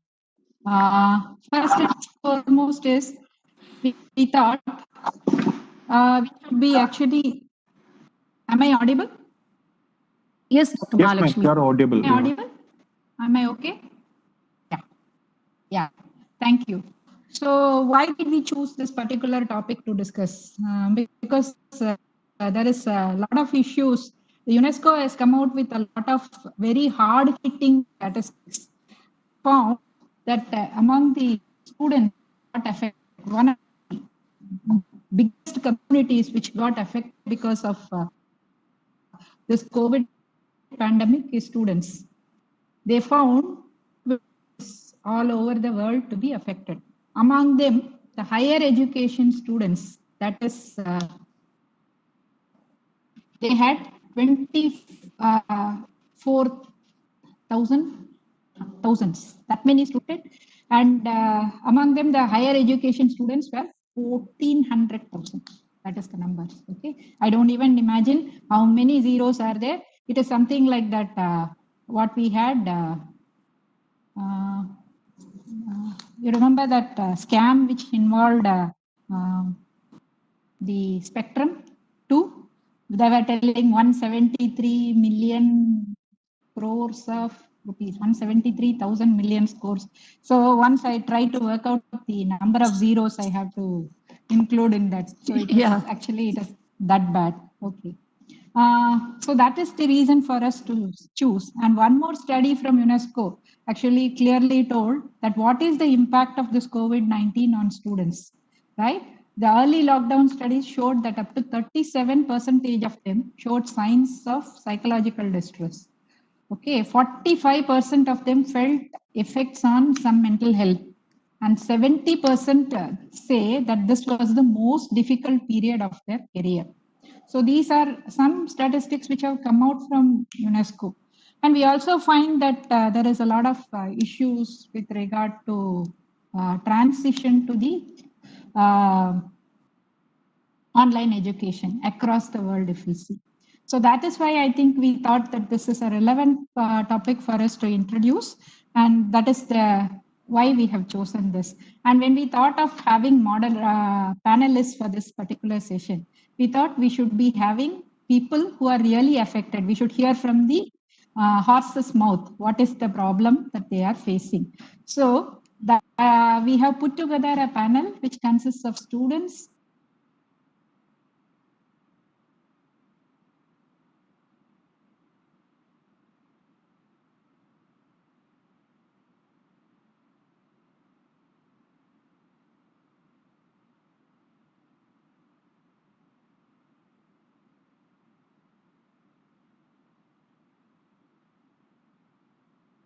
Dr. Mahalakshmi, you are not audible.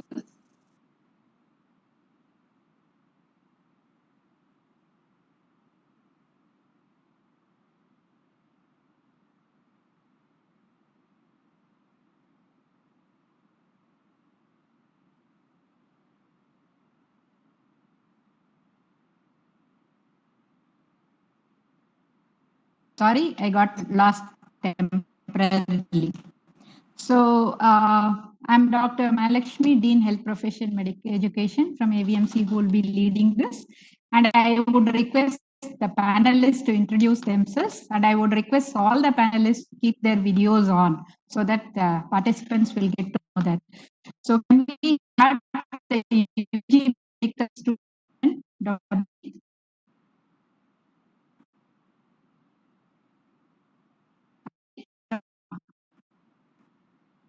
Can you introduce yourself?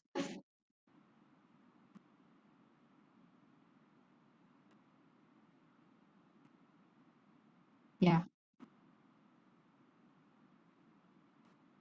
Can we have introduction by the panelists, please? Start with Abhijit. I No, couldn't hear ma'am. the last Actually, part. you have some network issue, it seems. Your voice is getting break. Signal was the strongest for that, but this thought I will confirm. Am I in? Dr. Mahalakshmi, again and again, your voice is breaking. Yeah.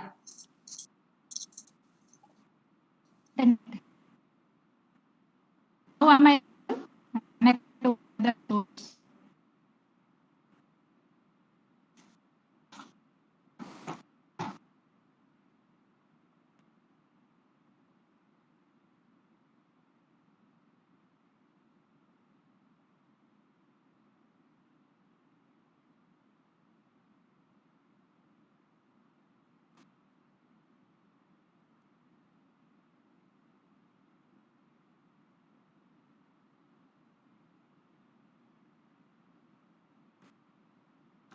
Hi, am I live or dead?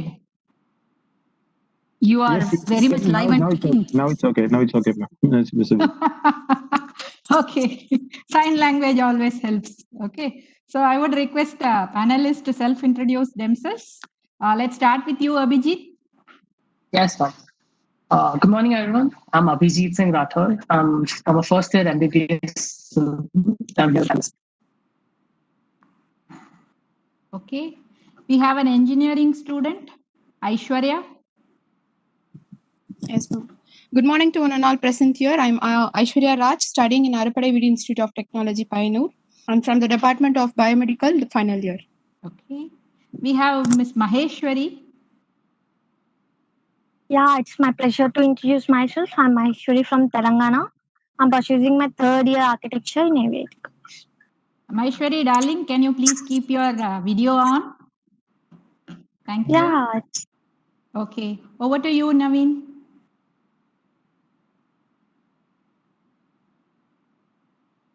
Naveen, you're muted. Naveen, muted. Sorry, ma'am. Okay, sorry, ma'am. Yes, ma'am. Sorry, ma'am. Okay, good morning. This is Dr. Naveen, working in Arapadavidi Medical College as a junior resident and tutor to the first year students.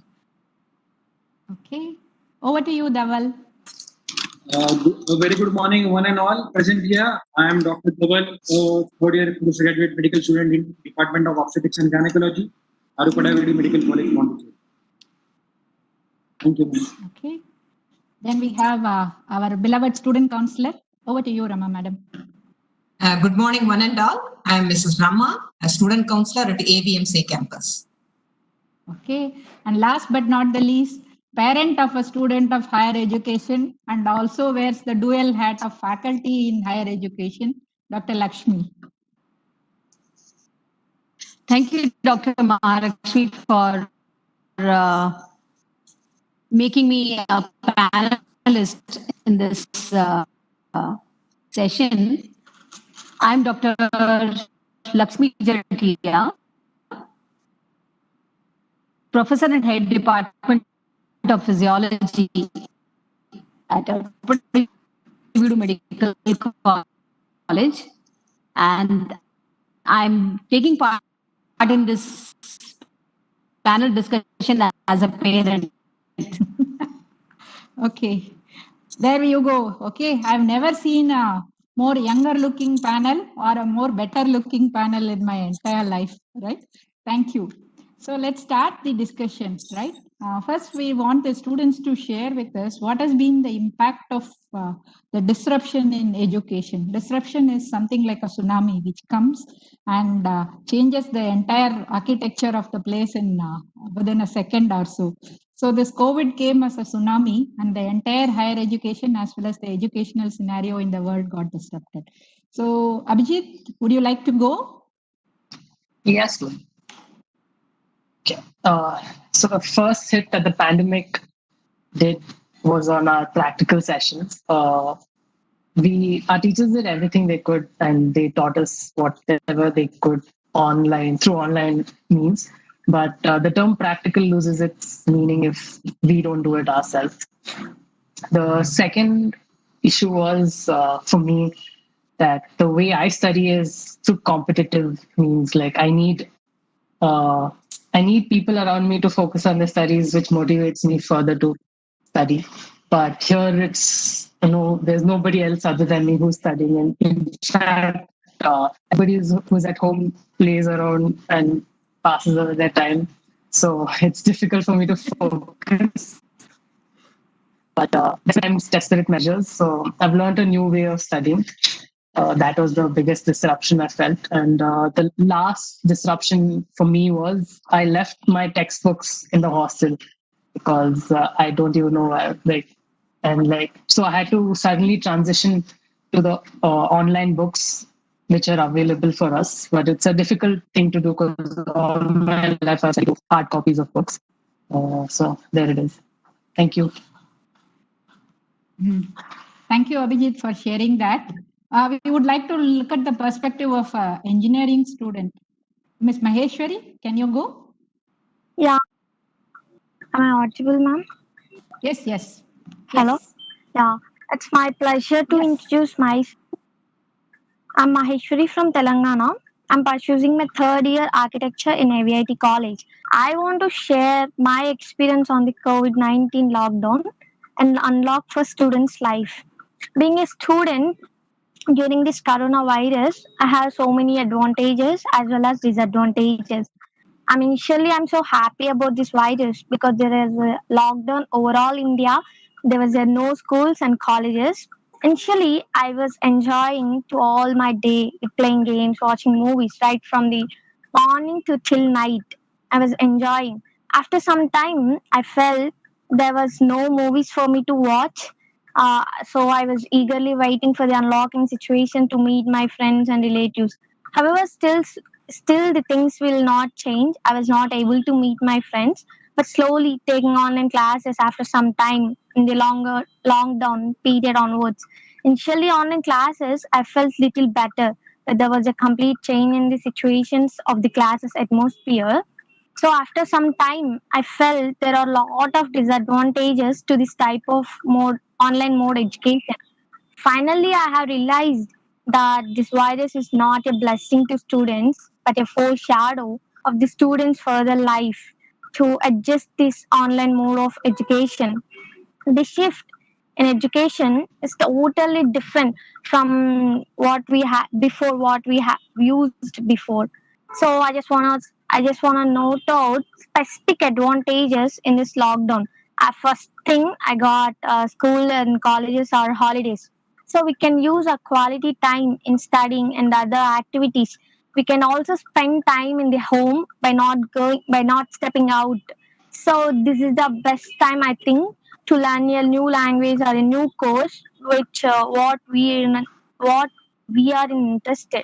And the second thing, to the best time to spend with my family members, and I'm by avoiding this transportation or time prayer sports, I'm saving my time. And coming to the negatives, the disadvantage, this We'll online. come back to this, Maheshwari, a little later. Okay, we are talking about the disruptions.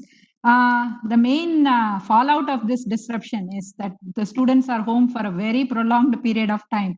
And as parents, like many of you here would agree with me, that we have got much more newer challenges. At least when they were going to school or when they were day scholars, they were out of our hair for about 8 to 10 hours per day. Now almost 24 hours we are back to parenting. It's like almost having a newborn or a smaller child at home, but with more demands. So can we listen to the parents' perspective of having disrupted education? Over to you, Padam.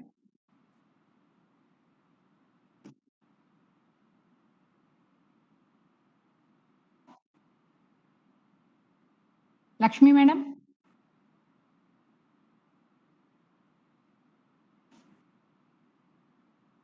Dr. Lakshmi?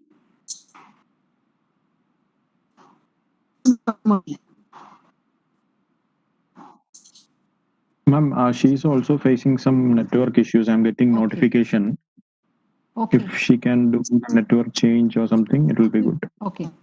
Fine. We'll move on to the next question. We'll catch up with Dr. Lakshmi at some point of time. So we wanted to know that something Maheshwari touched upon, like how she managed to utilize her time much more effectively during this. But also, no, we found that a lot of these studies, because of this social isolation, turned out to be emotional isolation also for students. So could we have a perspective on this? Aishwarya, would you like to go? Now I'm okay. Ma'am, Lakshmi madam, we'll come back to you. Now I'll get Aishwarya online, please, if you don't mind. Aishu, go ahead. Yes, ma'am. Am I audible, ma'am? No, yes. Okay. Okay, thank you, ma'am. So now I would rather prefer to skip the term social distancing and physical distancing to remind myself that we are all still together even though we are apart. So I can still get together with my friends and family through online.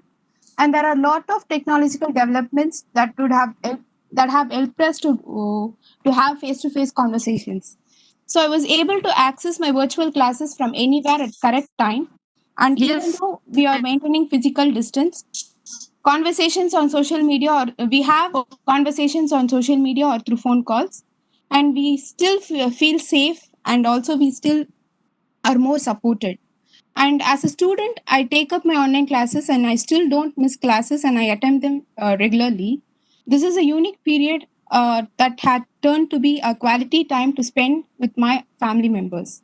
I always make sure to have a break from the news because 24 hours of news cycle may hit my anxiety spike. So my most probably I would prefer to maintain a limit and stick on to the what I need to know and what's happening around my community. And in this new condition, I promised myself in maintaining a healthy and varied diet so that I would not put any obese and I have to add regular physical activity too. So limited access to daily grocery may tend to have will reduce my consumption of processed foods like junk foods, which are high in fats and sugars.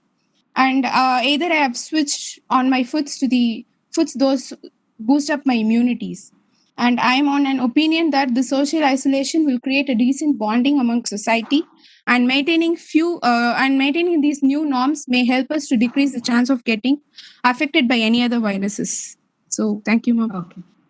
Thank you, Aishu. That was very nicely put. Reduce the consumption of junk food, and Yes. you vow to yourself not to gain any weight. Yes, Okay. ma'am. As a person who has been working with students for quite some time, at least from the beginning of lockdown, our student counselor has been engaged both in group counseling sessions and also individual counseling sessions for the students. What do you think is the take on this question, madam? How do you think that the students have been affected emotionally because of this lockdown and isolation procedures? Over to you, Mrs. Rama. Thank you, ma'am. Actually, I would first like to register as a working woman how emotional isolation affected me. And then I would go on to the student counselor thing. Because my 26-year-old son became jobless due to COVID, and he started to feel guilty that his elderly mother is working and he is staying at home. And my husband's business was shut down, and he became depressed and stressed. And my 90-year-old father-in-law became extremely panicked that he is going to get infected and also is going to die only because of him, because I am going for job. And these three different men in my life's emotional turmoil, and to deal with them and balance with them, and also to maintain my personal feelings and emotions was really, really challenging for me. But I would really, really appreciate AVMC for making it work from college. Yuck. Because that only became a blessing in disguise. Because I was able to connect with the students both offline and online, and even the staffs and the faculties. It helped me to nurture my healthy emotions, because of which I was able to deal with the family challenges. In addition, I was very happy to help the students in the hostel by directly meeting them, guiding them, because due to personal reasons, they were not able to go to their home, either abroad or other states. And to constantly giving that support really made me feel happy, as if I am doing the second mother role. And that is how I perceived. Okay. Any other thing on the group counseling sessions or individual sessions? Yeah, Did they share with you their emotional impact? In the first, I would write to register here that in the month of April, they were all just like Aishwarya and Maheshwari put. In the month of April, they were all very jolly mood, as if enjoying the long holiday with the family and friends. But once it started, it's going to be for some long time, and they left books, everything in the hostel, and to deal only with online learning, and the classes started, and they were spending more time with the mobile learning only. And that slowly started to cause some type of disruption in their eye strain and emotion, everything. Since I had the opportunity to interact with them on monthly basis, based on their input and feedback, I was able to modify my counseling or therapeutic approaches, and it was welcomed by the students. And even currently we are collaborating with the yoga department to give some pranayama practice to increase their concentration and focus in studies too. Okay. Madam, you also did a very interesting sessions on Wabi Sabi. It's, I think, in series 6 now. So maybe Dr. Lakshmi Jatia, who collaborated with you closely in Wabi Sabi, she can share some experiences on this Wabi Sabi program. Actually, yeah. Actually, this one was not working, so I came and hijacked Dr. Deepa's system. Okay. So actually, this Wabi Sabi program we initiated very early, and when that name was put up, Wabi Sabi, we didn't even know what that word actually means. Then we were told by Dr. Mahalakshmi that it's a Japanese word, and it means probably you are the better person to tell what does it mean. It means searching for imperfections or silver linings in the clouds, dark clouds. No, see, it is actually associated with Japanese pottery and other handiworks. So the best pottery thing is which has a slight amount of imperfection. So we thought that is a concept which we need to look at, and that's why we named it as Wabi Sabi. Yeah. And this particular program we started very early. Actually, we realized this problem very early, and I think we started this program in the month of April or beginning of May itself. And then when we had first session with our students, and second session was followed with the parents and the child, and it was a wonderful session. And then followed by that, now we have roped in like Dr. Rama, Madam Counselor, student counselor. She has already told that now we have roped in yoga department also, and on a regular basis we are having these yoga sessions for our students. So definitely this Wabi Sabi program is a boon which has come as a boon, and our students are really benefited by it. And Madam Rama, she is doing a wonderful job counseling our students. Over to you. Thank you, madam. Thank you for sharing those experiences.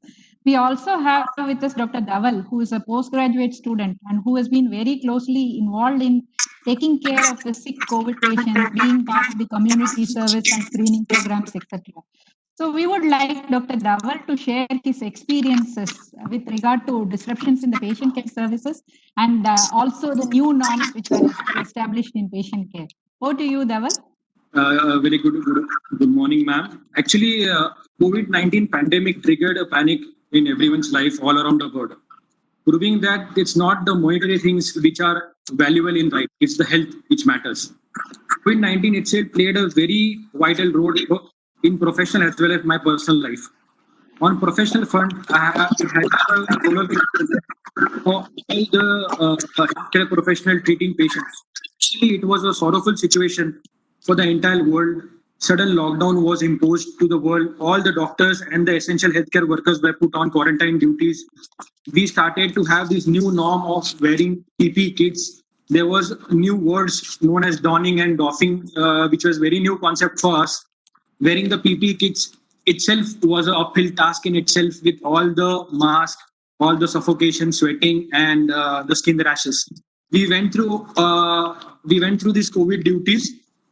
During the start, it was a mixed feeling. We were being curious as well as anxious at the same time, thinking about what will happen when we join the duty. The duty started as a routine by asking the basic investigation, checking the vitals. But it was altogether a different experience, because during our MBBS days and PG days, we were taught about the importance of touch and compassion towards the patient. But suddenly, we had to maintain a social distance towards the patient, and to treat the patient in such a way, it was altogether an alien and a different experience. Most of the patients were asymptomatic, very few needed care. One fine day, when I was about to finish my duty, one of the, as what they say, a very old woman party came towards me, and she said something to me which was not audible to me because of the mask, as I was also wearing the mask. But later on, I understood her feeling. Then sister came and told me about, she was thanking you, sir. So that day when I came home, I never had a complaint about the PP kit which I was wearing, the N95 mask, the rashes which I had or not. I thought everything had a purpose, and it was a really bliss to be a doctor and to help the community to be a better place. Thank you.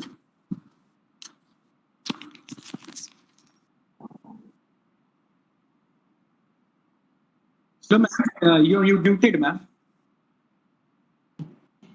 you, Dhaval. I think it was really nice of you actually to share your personal experience and what you felt. And I really like that piece, no, like what you talked about, touching patients, because the doctor's touch is a ritual which has been going on for centuries. And Yes. it's not only the modern doctors who touch. From ancient times, we are in the, it is actually a part of the ritual. That is the thing which is disrupted. But also we were able to maintain professionalism, and we are able to maintain humanism and compassion in the face of this pandemic is what it came out. That was very nice of you. Thank you. We would also talk about now that government is telling that we can reopen. UGC has given guidelines on how educational institutions can be reopened. That came day before yesterday, and I think Dr. Srinivas in his talk yesterday alluded to it. We have this sort of new normal for professional life, new normal for our social life, new normal for our educational institutions and all that. What do you think is going to be happening when in this new normal, or how it is going to be affected? Maybe we would have the parents' perspective first, followed by the students' perspective. I think Dr. Lakshmi will go first. Okay, thank you, Dr. Mahalakshmi.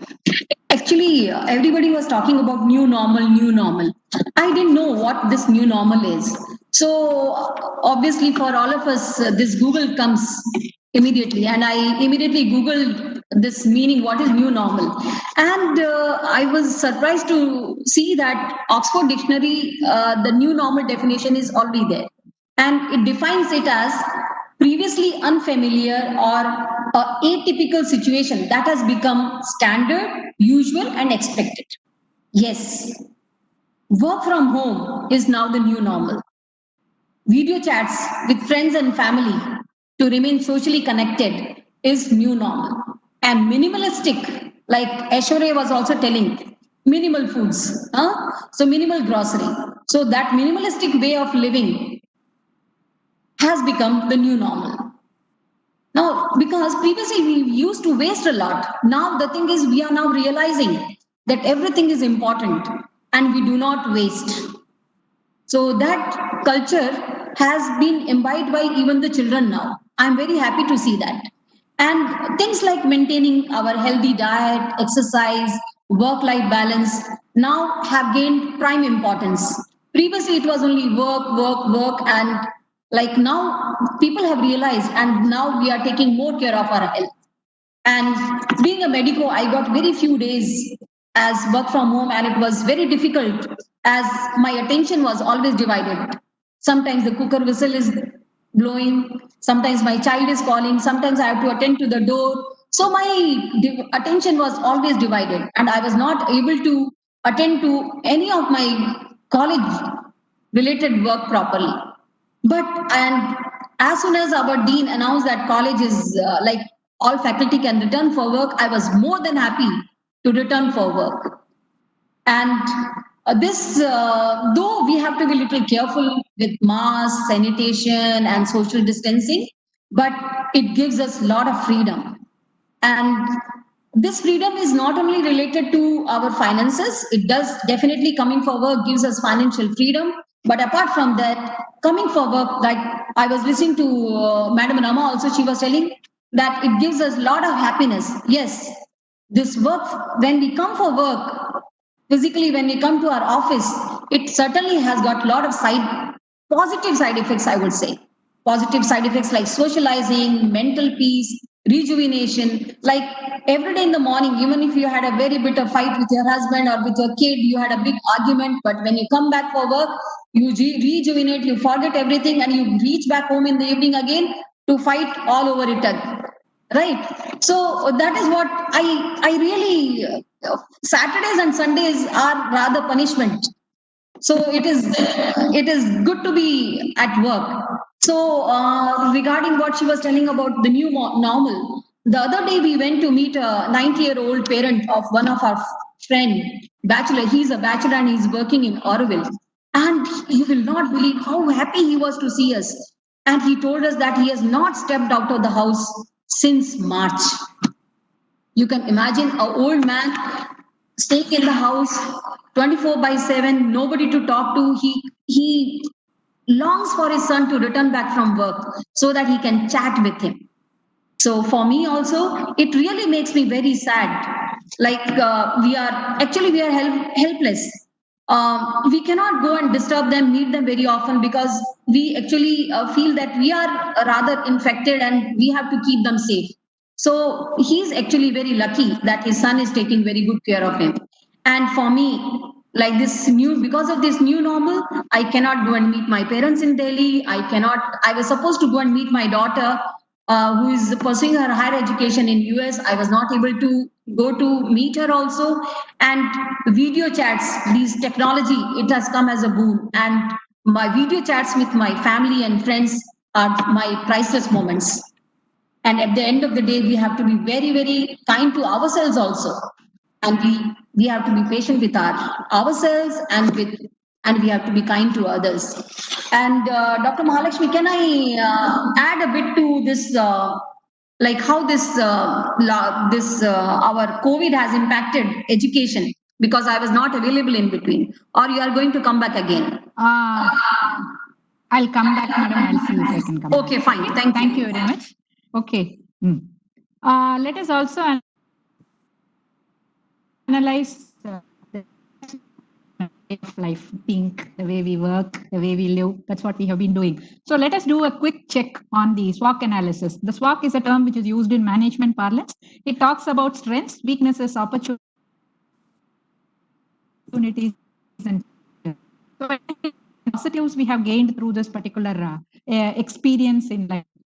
As I said, the UNESCO study picked up that more than 70% of the world felt that this is the most profound or significant experience of their life.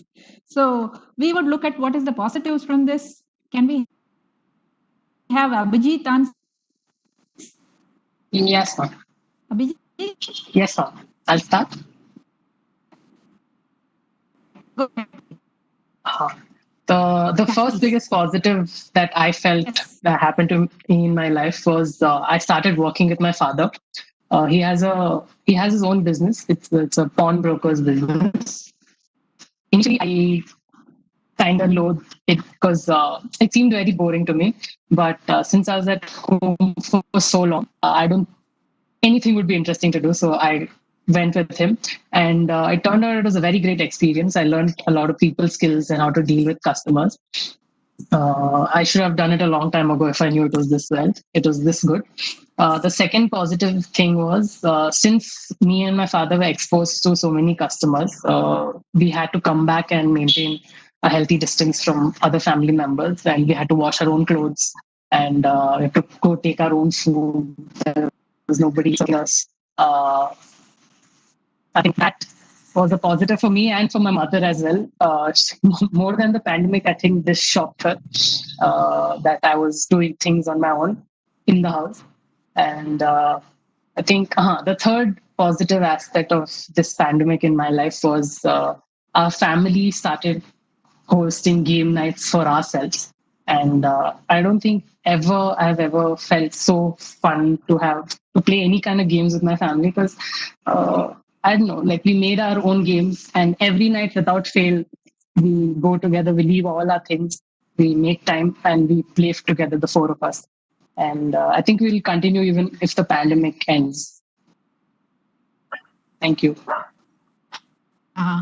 Thanks, Abhijit. That was very nicely put.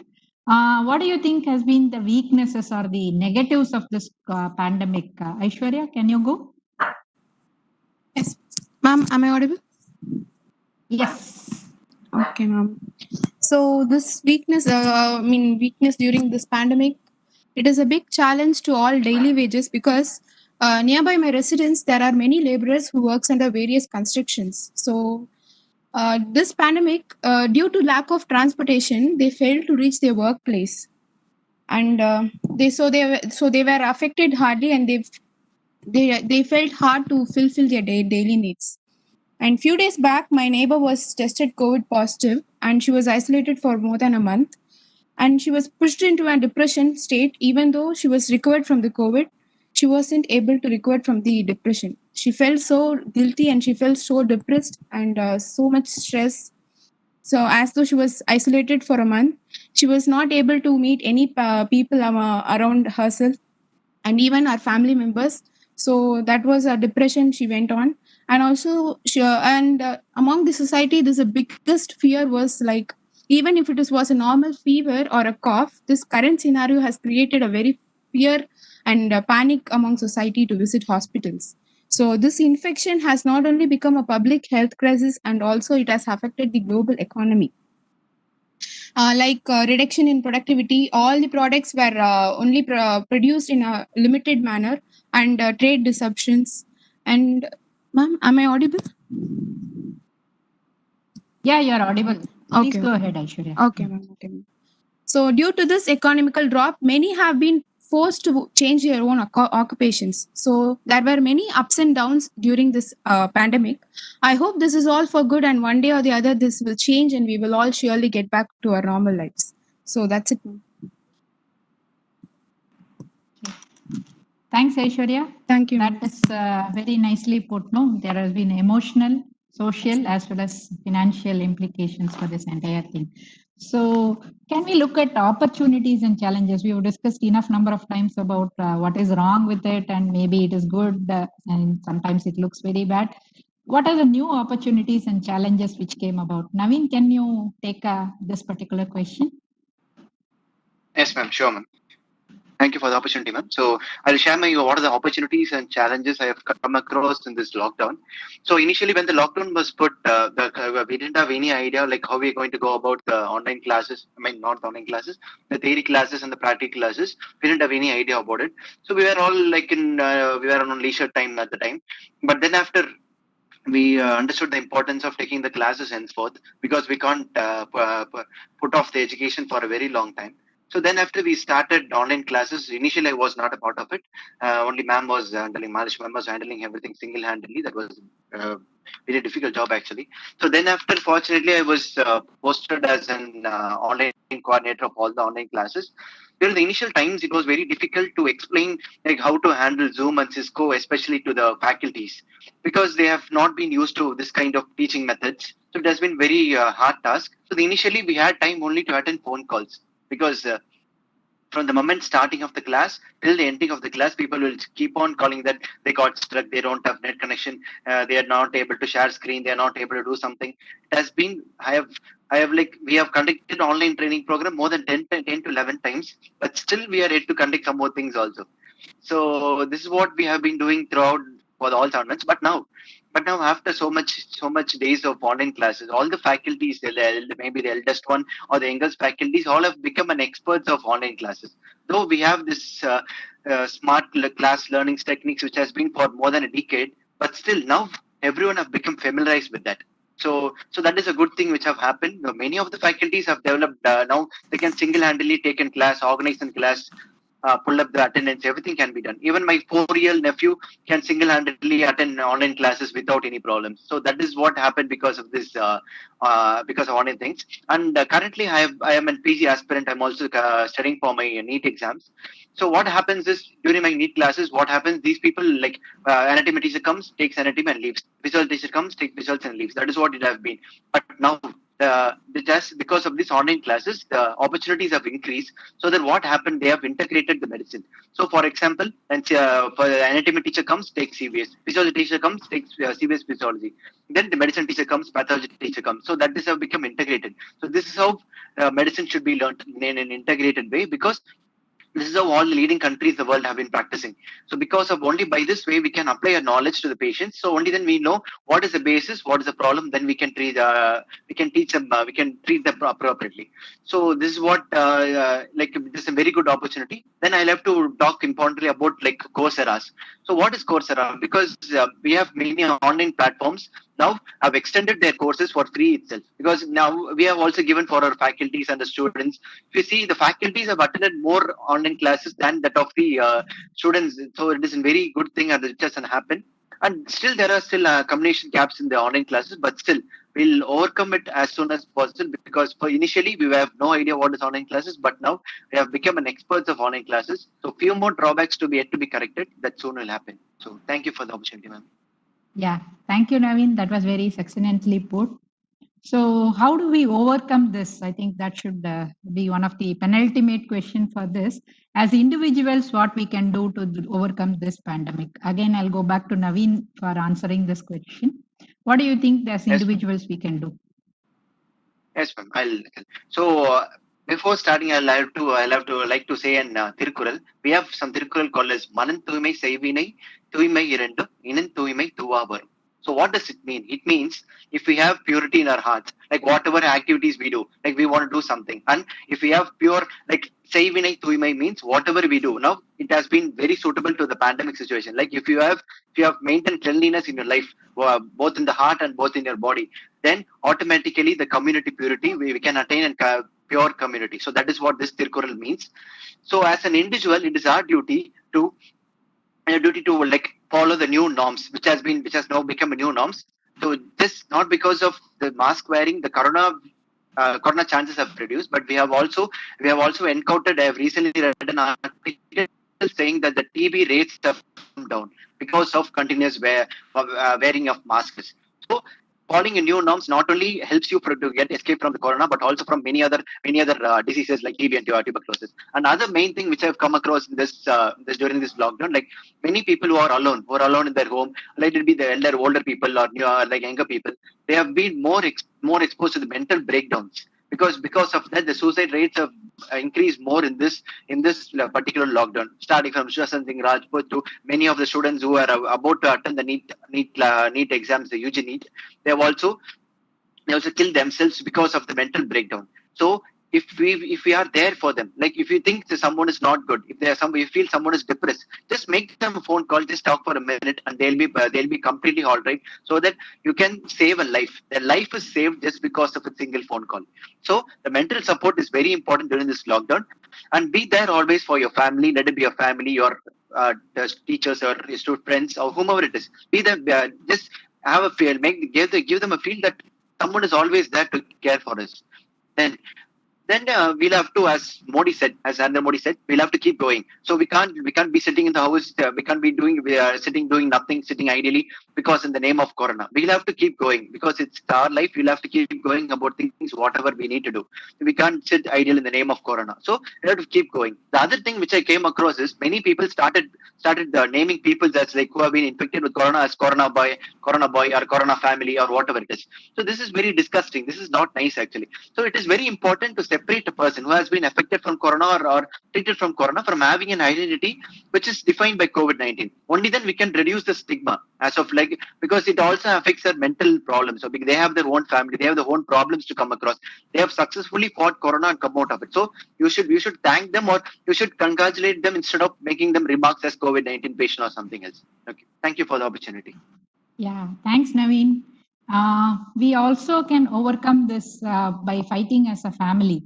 Can we actually talk as what the role family can fight in the fight against Corona? Dr. Lakshmi? Yeah, thank you, Dr. Mahalakshmi. Naveen has already told so many things. In addition to that, I would like to add, previously, all the household chores were done by only mummy. Mummy will cook, mummy will iron clothes, mummy will do everything. Now, sharing of responsibilities.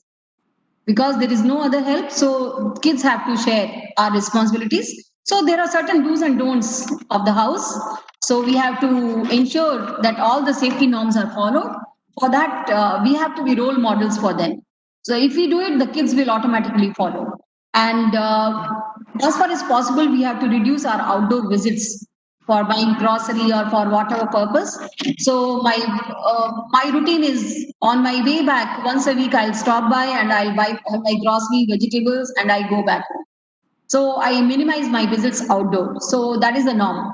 And we have to, as far as possible, we have to engage our kids inside the house and provide our family with a variety of nutritious and delicious food. So I have to don another hat of a chef. So every day I have to at least twice a week or thrice a week, I should read some good recipe on YouTube and present something nice on the table so that the entire family relishes. Okay.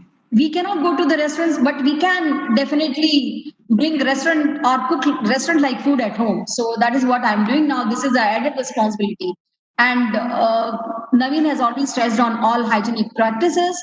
And best is like there are so many things which are going in social media. So we have to, they may be, so we have to look for, we have to confirm and we have to satisfy that these are all genuine informations related to COVID, not just misconceptions which are doing rounds and rounds over the WhatsApp. And what I feel is best is to stop looking at this minute to minute COVID updates. That serves no purpose. So I'm off this minute to minute updates.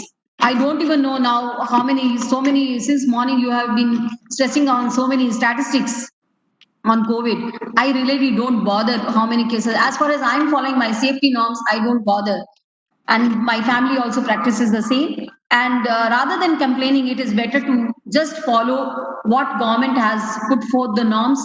And that is the best thing we can do. We can protect ourselves. When it is raining, when there is a storm, the government never says you stay indoors. We automatically take safe precautions. Now government is telling every now and then it is COVID, it is going to be there for some more time. But still, like we are not ready to listen. So whose fault it is? It is we have to change our mindset. Thank you. And families can play a lot of role in trying to be role modeling, installing the sense of values in the children, and ensuring that the children follow these norms, right? It is very nice. And maybe like time to reflect a little bit. Since you're all young, so I can ask you this question. So let's say that 20 years from now, like you will want to call your son or daughter and want to tell them the stories about how your life was affected by COVID, right? 20 years back, after if you reflect and say that this is how COVID affected me, or this is what I saw during COVID. So you might tell them some stories. I want you to share with me what is the kind of story you want to tell your son or daughter. So maybe we'll start with Abhijit because he's the youngest, and maybe he will take a little more time to reach there, but still. For you, Abhijit, we'll put it as 25 years. Okay? Yes, ma'am. Dr. Mahalakshmi, he has already started dreaming of having a family right now. That's okay, madam. Everybody can dream. Go ahead. Yes, sir. So I think I tell my son or daughter a story about his grandfather. That is my father. So as I said before, we had to go to the office and come back and do our own things. I'll tell you something about my father. He works tirelessly when he's in the office and things, but when he comes to the house, he becomes a couch potato. To bring water from downstairs, either me, my mother, my sister has to do it. If he's sitting in front of the TV and he wants the remote, he'll call me on my phone and then I'll have to go search for the remote and give it to him. There's so many times we searched everywhere. Finally, it turned out it was under him. It's that level.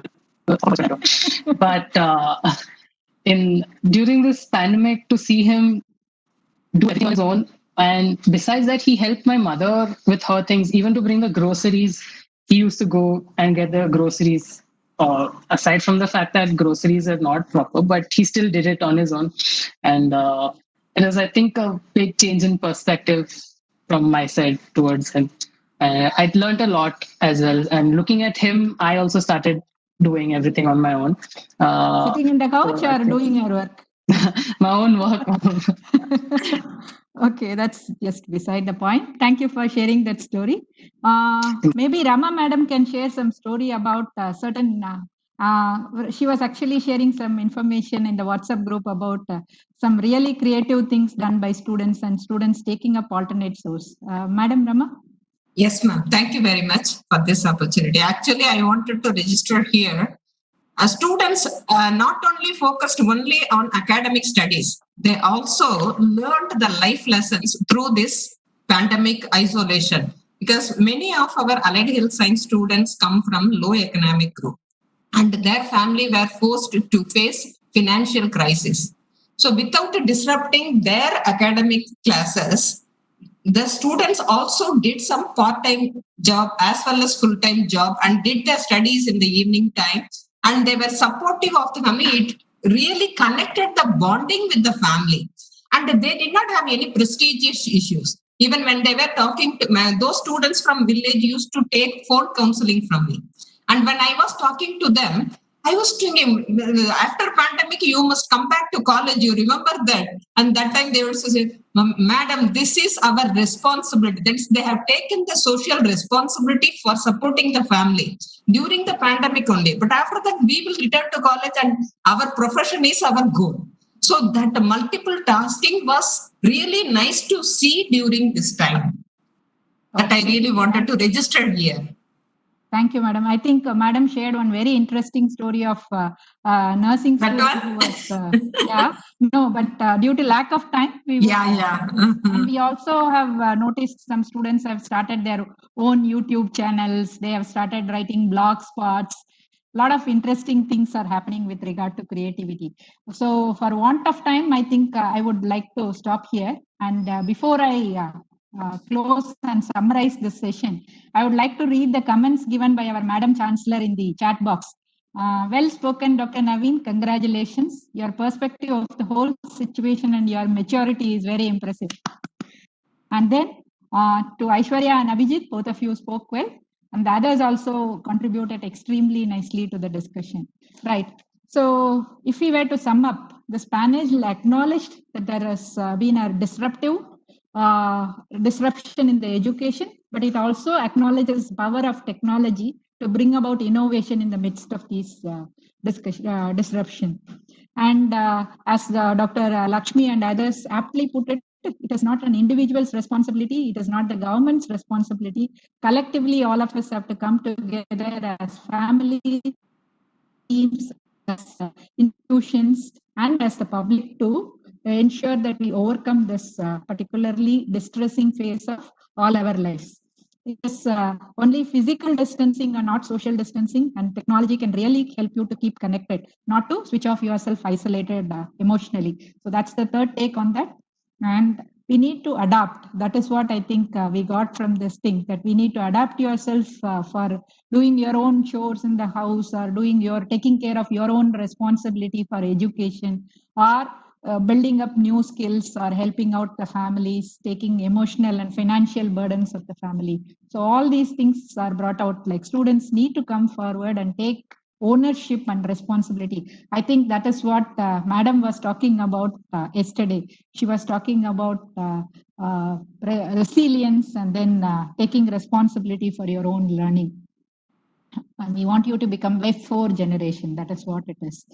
And actually, when we are from all these discussions, when the stories came out, a lot of stories in between the discussions also, there are three things which came. One is stories of continuity, like our times might change, the challenges we face might change, but our values did not change. Like that was very well brought out by Dr. Dhaval, that the values of medical profession, compassion and care for patients does not change even during this time. We came across stories of creativity, our ability to face these challenges through ingenious methods, students taking up additional responsibilities, students taking up other jobs and learning and things like that, right?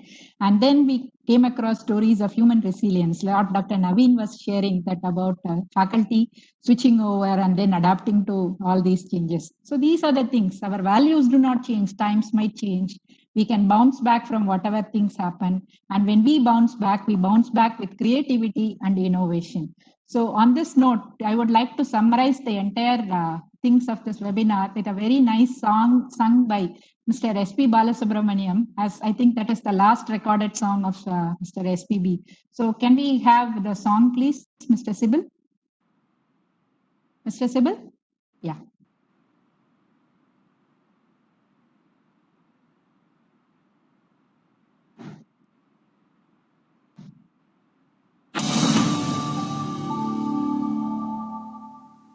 This Tamil lyric is beautifully written by Kaviyarasu Thiru Vairamuthu Avargal. I am grateful to you, sir. Thank you very, very much. Ready, friends? I composed this number. Let us listen to this. Not only listening, it's not more musical, it is more lyrical. Listen to the content of the song. இந்த பாட்டில் இருக்கிற வார்த்தைகள் ஆழம் என்னன்னு, அதோட அர்த்தம் என்னன்னு புரிஞ்சுக்கிட்டு அதனை ஆசரிப்பது தான் நாம் செய்ய வேண்டிய கடமை. வைரமுத்து அவர்கள் எழுதியிருக்காங்க, நான் டியூன் பண்ணிருக்கேன். நன்றி.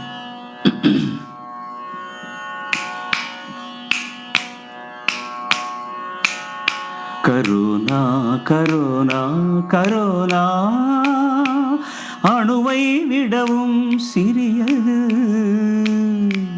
அணுக்குண்டை போல் கொடியது. அணுவை விடவும் சிறியது, அணுக்குண்டை போல் கொடியது. சத்தமில்லாமல் நுழைவது, யுத்தமில்லாமல் அழிப்பது. Corona corona corona. தொடுதல் வேண்டாம், தனிமை கொள்வோம், தூய்மை என்பதை மதமாய் செய்வோம். கொஞ்சம் அச்சம், நிறைய அறிவு, இரண்டும் கொள்வோம், இதையும் வெல்வோம். எத்தனை போர்கள் மனிதன் கண்டான், அத்தனை போரிலும் அவனே வென்றான். எத்தனை போர்கள் மனிதன் கண்டான், அத்தனை போரிலும் அவனே வென்றான். கொரோனாவையும் கொன்று முடிப்பான், கொள்ளை நோயை வென்று முடிப்பான். கொரோனாவையும் கொன்று முடிப்பான், கொள்ளை நோயை வென்று முடிப்பான். நாளை மீள்வாய் தாயகமே, நாளைய உலகின் நாயகமே. நாளை மீள்வாய் தாயகமே, நாளைய உலகின் நாயகமே. நாளைய உலகின் நாயகமே, நாளைய உலகின் நாயகமே. நாளைய உலகின் நாயகமே.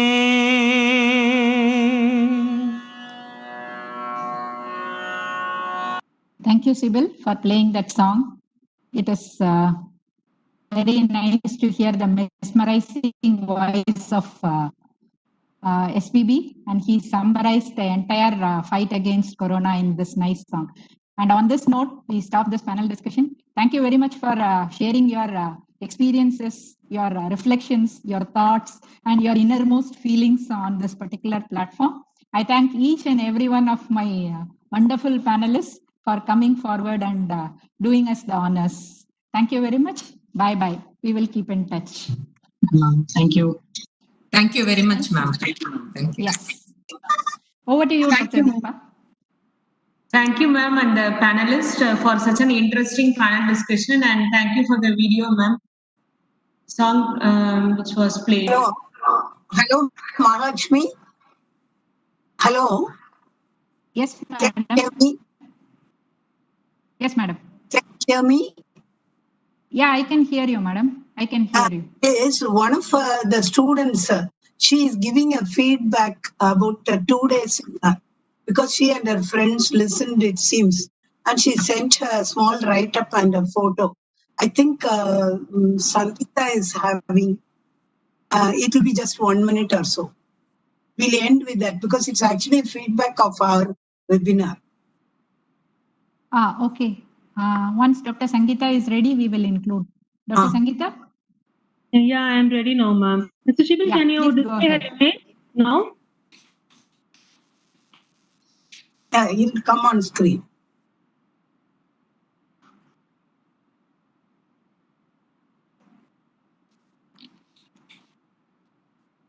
Yeah, thank you.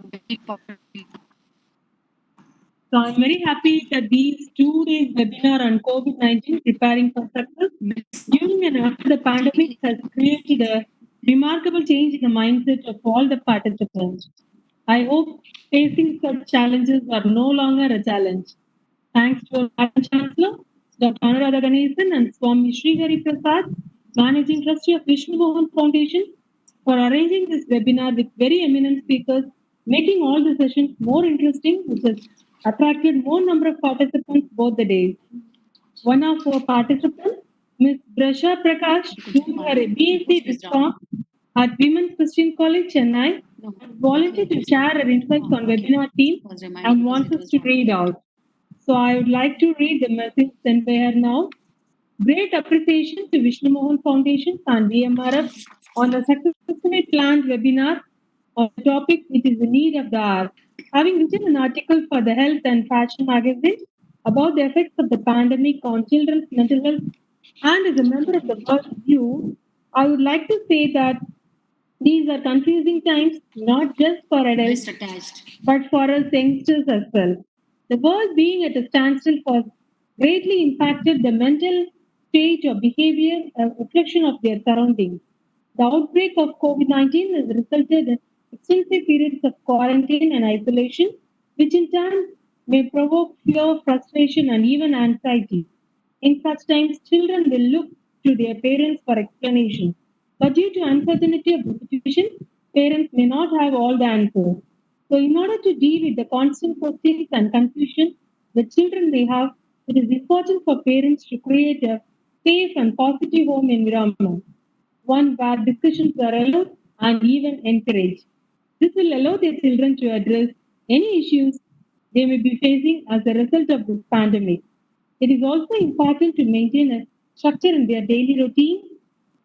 This will provide children with a sense of stability in an otherwise unstable world. In conclusion, I would like to say that a support system, no matter how small, can make the greatest difference. Thank you, Ms. Brasha Prakash, for your active participation in our webinar. Now back to Dr. Lakshmi and Dr. Deepa. Thank you, Sangeeta, for sharing that very interesting feedback from the students. A very nice looking student also, I might add. Over to you, Dr. Deepa. Thank you, ma'am. Next in our session, we'd like to play a video on fight of AVMC in the COVID pandemic for education and how the student teaching and support were provided in a full-fledged manner in this pandemic. The video will be shared by Dr. Mahalakshmi, ma'am. Our AVM, our institutions have been very much proactive in starting the online classes as early as even before they have 1 or 2 days after the lockdown itself. As early as March 24th was the first webinar session on online teaching, I think. 30th of March or 28th. Yeah. Okay. Thanks, Deepa. There we go.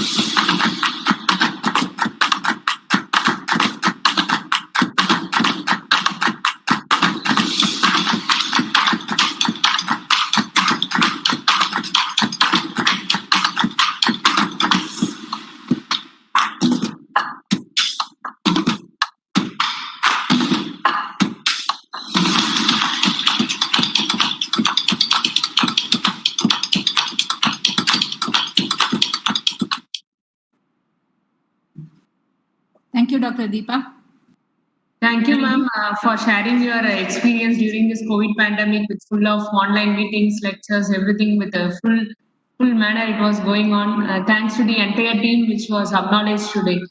Thank you, ma'am, once again. Now I'll hand over my screen to Dr. Arun Daniel, who will be presenting on moving from negativity to creativity by our students and staff.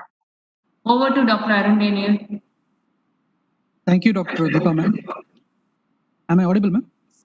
Yeah, you are clear. Yeah. Good afternoon, one and all. I, Dr. Arun Daniel, Associate Professor of Department of Community Medicine, will take immense pride. We'll take immense pride in presenting part 2 of moving from negativity to creativity. We all know that the COVID pandemic has brought the world to standstill and asked us all a common question. What will you do sitting at home locked? Our students and faculty at VMRF have boldly answered that question and used the ship of creativity to sail the ocean of negativity to the shores of success. Our students at VMRF have converted their mobile phones into watchful eyes of the world, and through which they have shown their academic as well as extracurricular excellence. We would like to showcase some glimpses of such creative performances which have made our students fight the lockdown and cushion their stress about academics. Let's start with the divine performance by our first year student, Chandra E, who will bring on this digital stage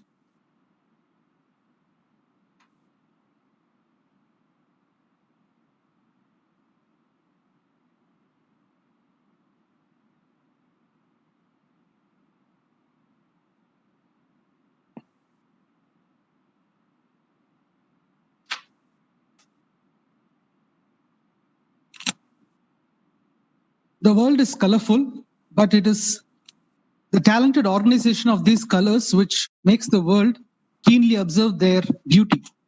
Our students, with their magical hands and high tides of imagination, have made more colorful paintings and artwork during the lockdown period to distract their minds from darkness and march towards relaxation and successful light. We have taken this opportunity to showcase their beautiful artwork, this huge gathering, and we demand nothing but a small digital clap silently inside your hearts. So we'll just display the beautiful, colorful paintings of our students.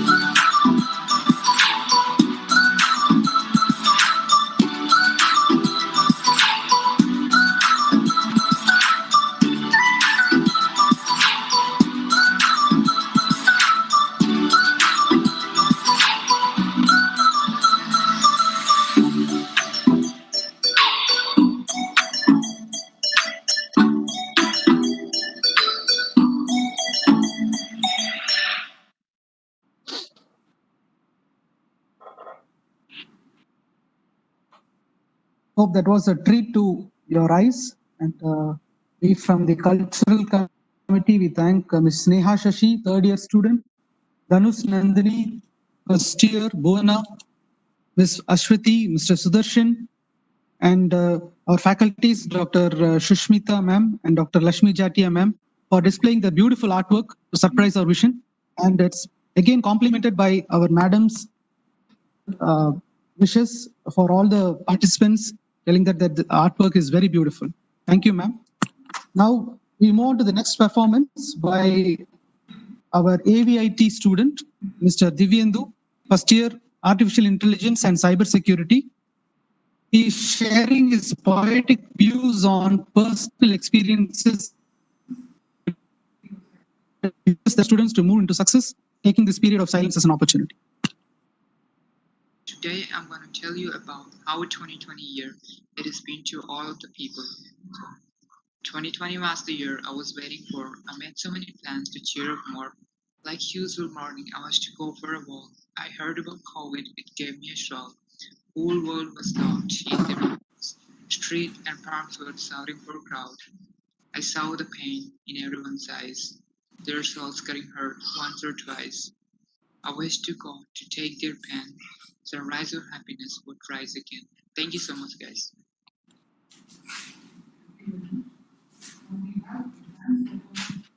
Thank you very much for playing it, and hope you'll enjoy the performance.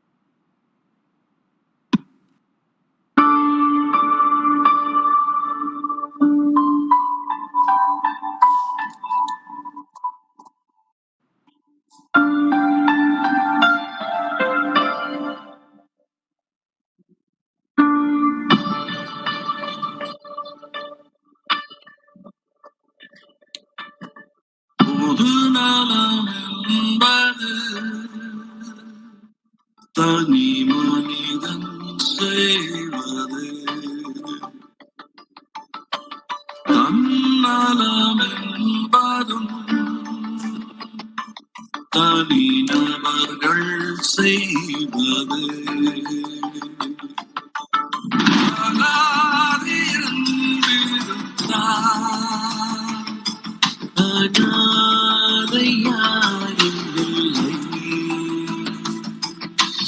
படாத துயர் வரினும் விடாது வென்றிடுவோம் தனிச்சமம் வென்றிடும் முன்பு சமம்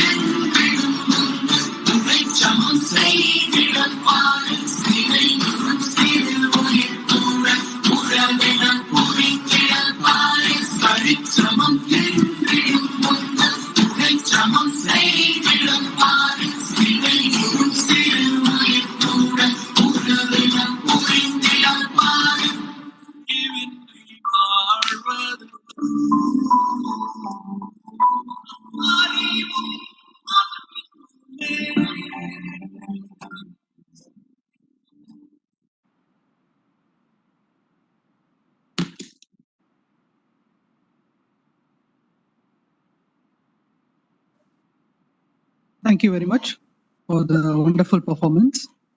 In recent days during the pandemic, we have seen lots of dance collages.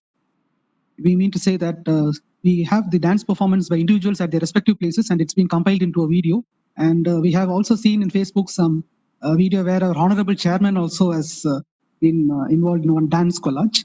Now comes the performance of the day, where ladies and gentlemen, fasten your seatbelts as we have our students, a team of dancers who contagiously passed on their creativity through their mobile phones in beautifully staging a dance collage. The team of dancers.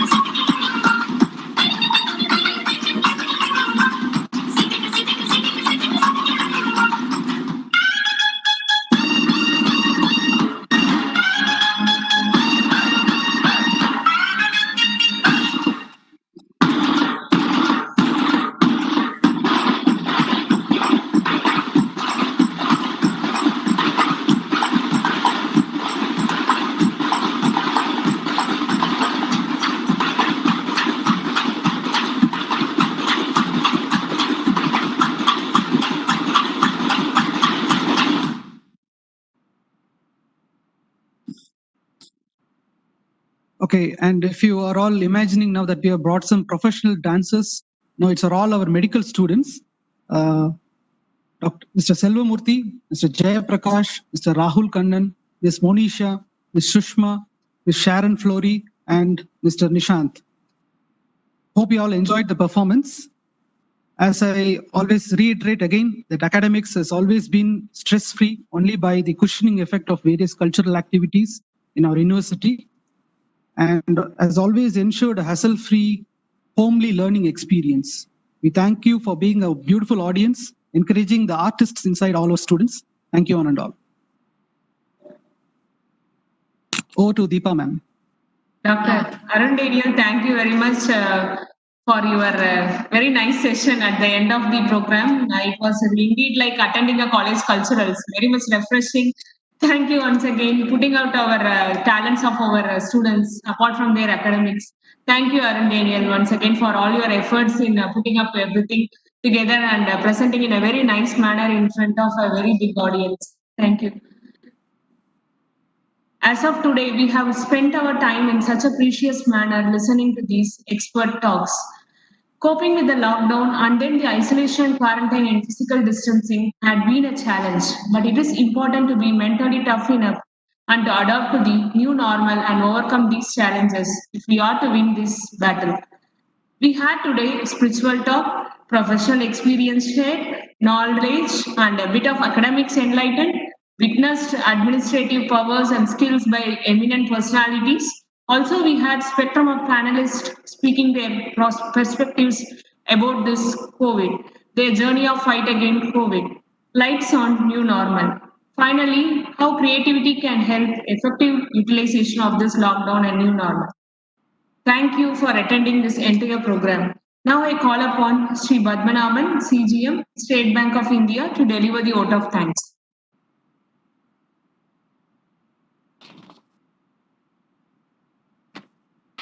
Thank you, ma'am. I hope I am audible. Yes, sir, you are audible. Okay, thank you. It's been a wonderful 2 days, and we now come to the end of the program.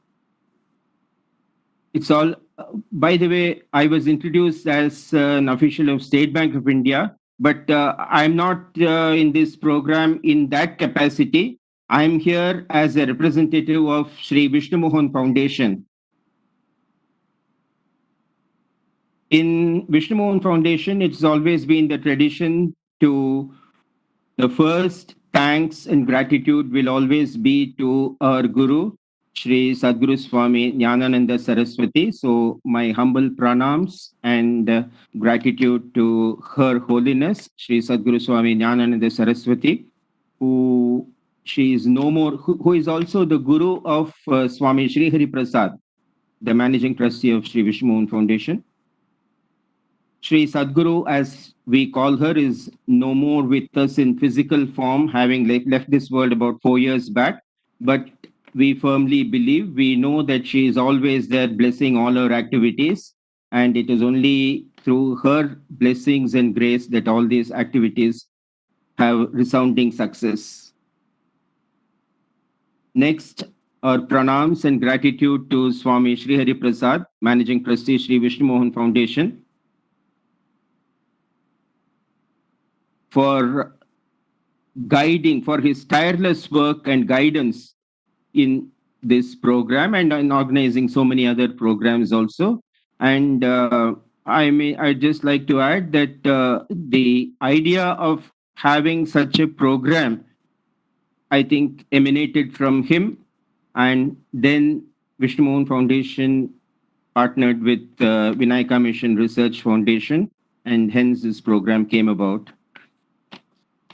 A big thanks to Dr. Anuradha Ganesan, the Director and Madam Chancellor, Vinayaka Missions Research Foundation, for not just for the inaugural address, but also for the excellent way in which the VMRF is collaborated with Vishnu Mohan Foundation and in conducting this program so well.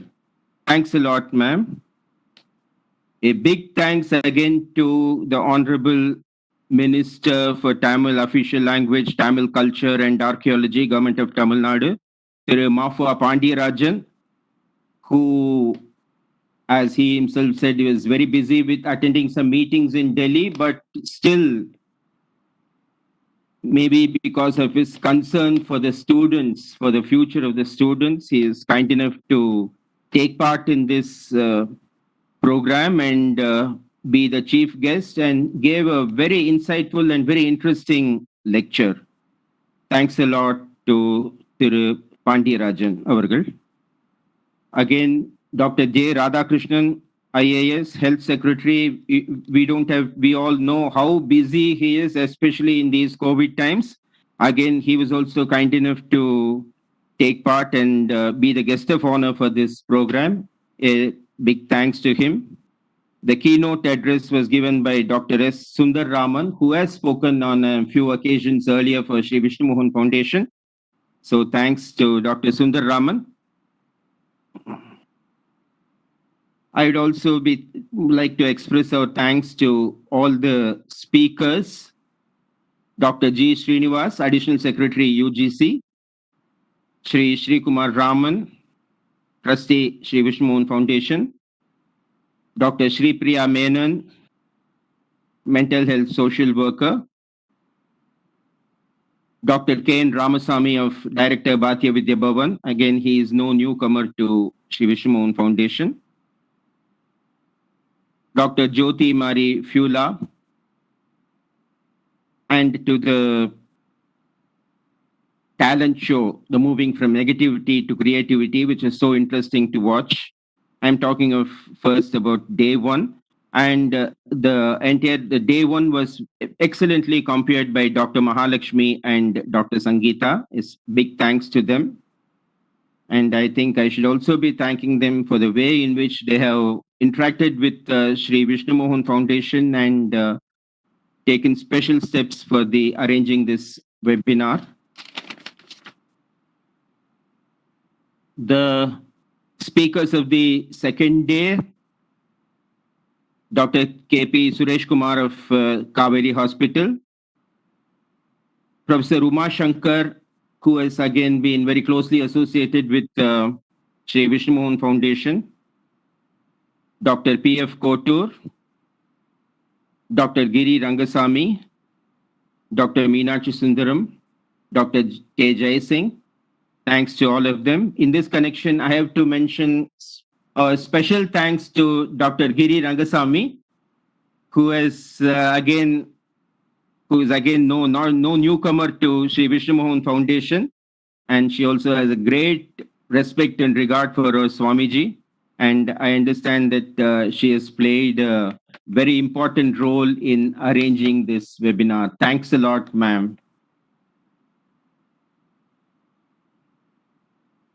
Then we had some very interesting panel discussion moderated so ably by Dr. Mahalakshmi. I am not naming the panelists. A big thanks to all the panelists. Again, the moving from negativity to creativity presented by the talent show presented by Dr. Arun Daniel was again extremely interesting. Big thanks to all the performers and to Dr. Arun Daniel. A very big thanks to the behind the scenes person, Sri Mohammed Shibil of Cisco WebEx, who has hosted the show on behalf of Vishnu Mohan Foundation and Vinayaka Mission Research Foundation. Big thanks, Shibil. So the entire 2 days, I think, has been very profitably spent. Personally, I mean, I am not in the field of education. I am not in the field of engineering. I'm not in the field of medicine or anything, but purely as a layman, I enjoyed each and every minute of it. And it was wonderful. Some takeaways which I got were that,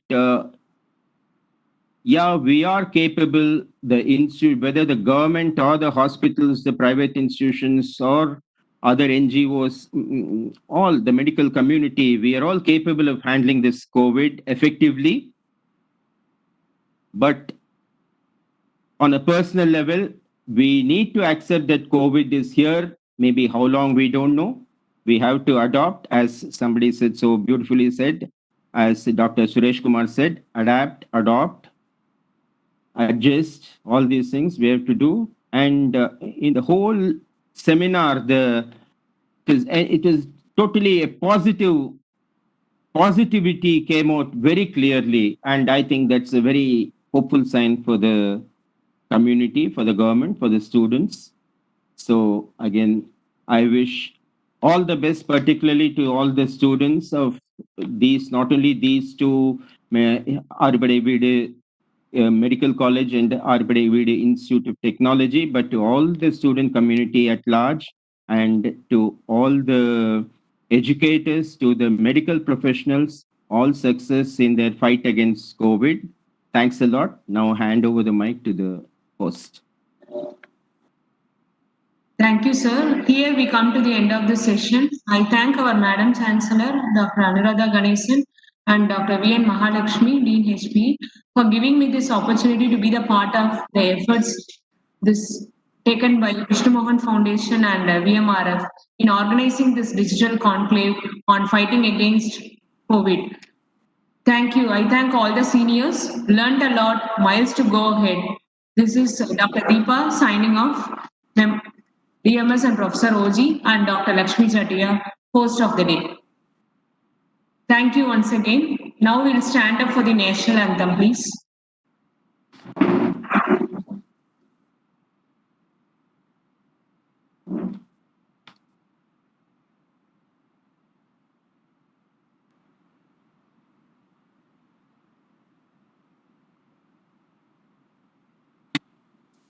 जनगण मन अधिनायक जय हे भारत भाग्य विधाता पंजाब सिंध गुजरात मराठा द्राविड उत्कल बंगा विंध्य हिमाचल यमुना गंगा उच्चल जलधि तरंगा तव शुभ नामे जागे तव शुभ आशीष मांगे गाहे तव जय गाथा जन गण मंगलदायक जय हे भारत भाग्य विधाता जय हे जय हे जय हे जय जय जय जय हे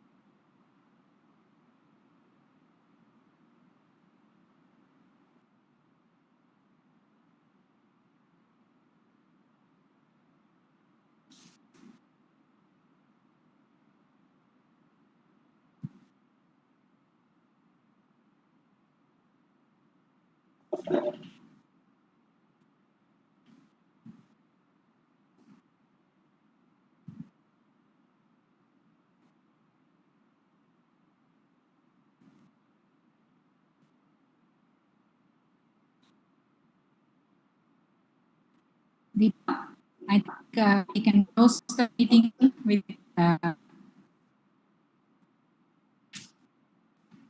Okay, ma'am. Thank you, ma'am. Thank you, everyone, for this opportunity. Thank you, ma'am. No, please thank everybody and close the meeting. Okay, ma'am. Thank you, friends. Thank you for being with us for the last 2 days. It's a wonderful experience. And we'll hope to see you sometime soon in any other and one other platform which is equally engaging or more engaging. So with this, we close this meeting and thank you all for participating.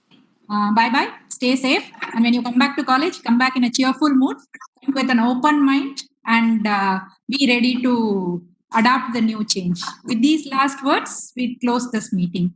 Thank you very much. And I thank the Vishnu Mohan Foundation, especially the blessings from Swamiji for taking this forward. I thank our madam also. Bye-bye, everyone. Asif, you can close the meeting.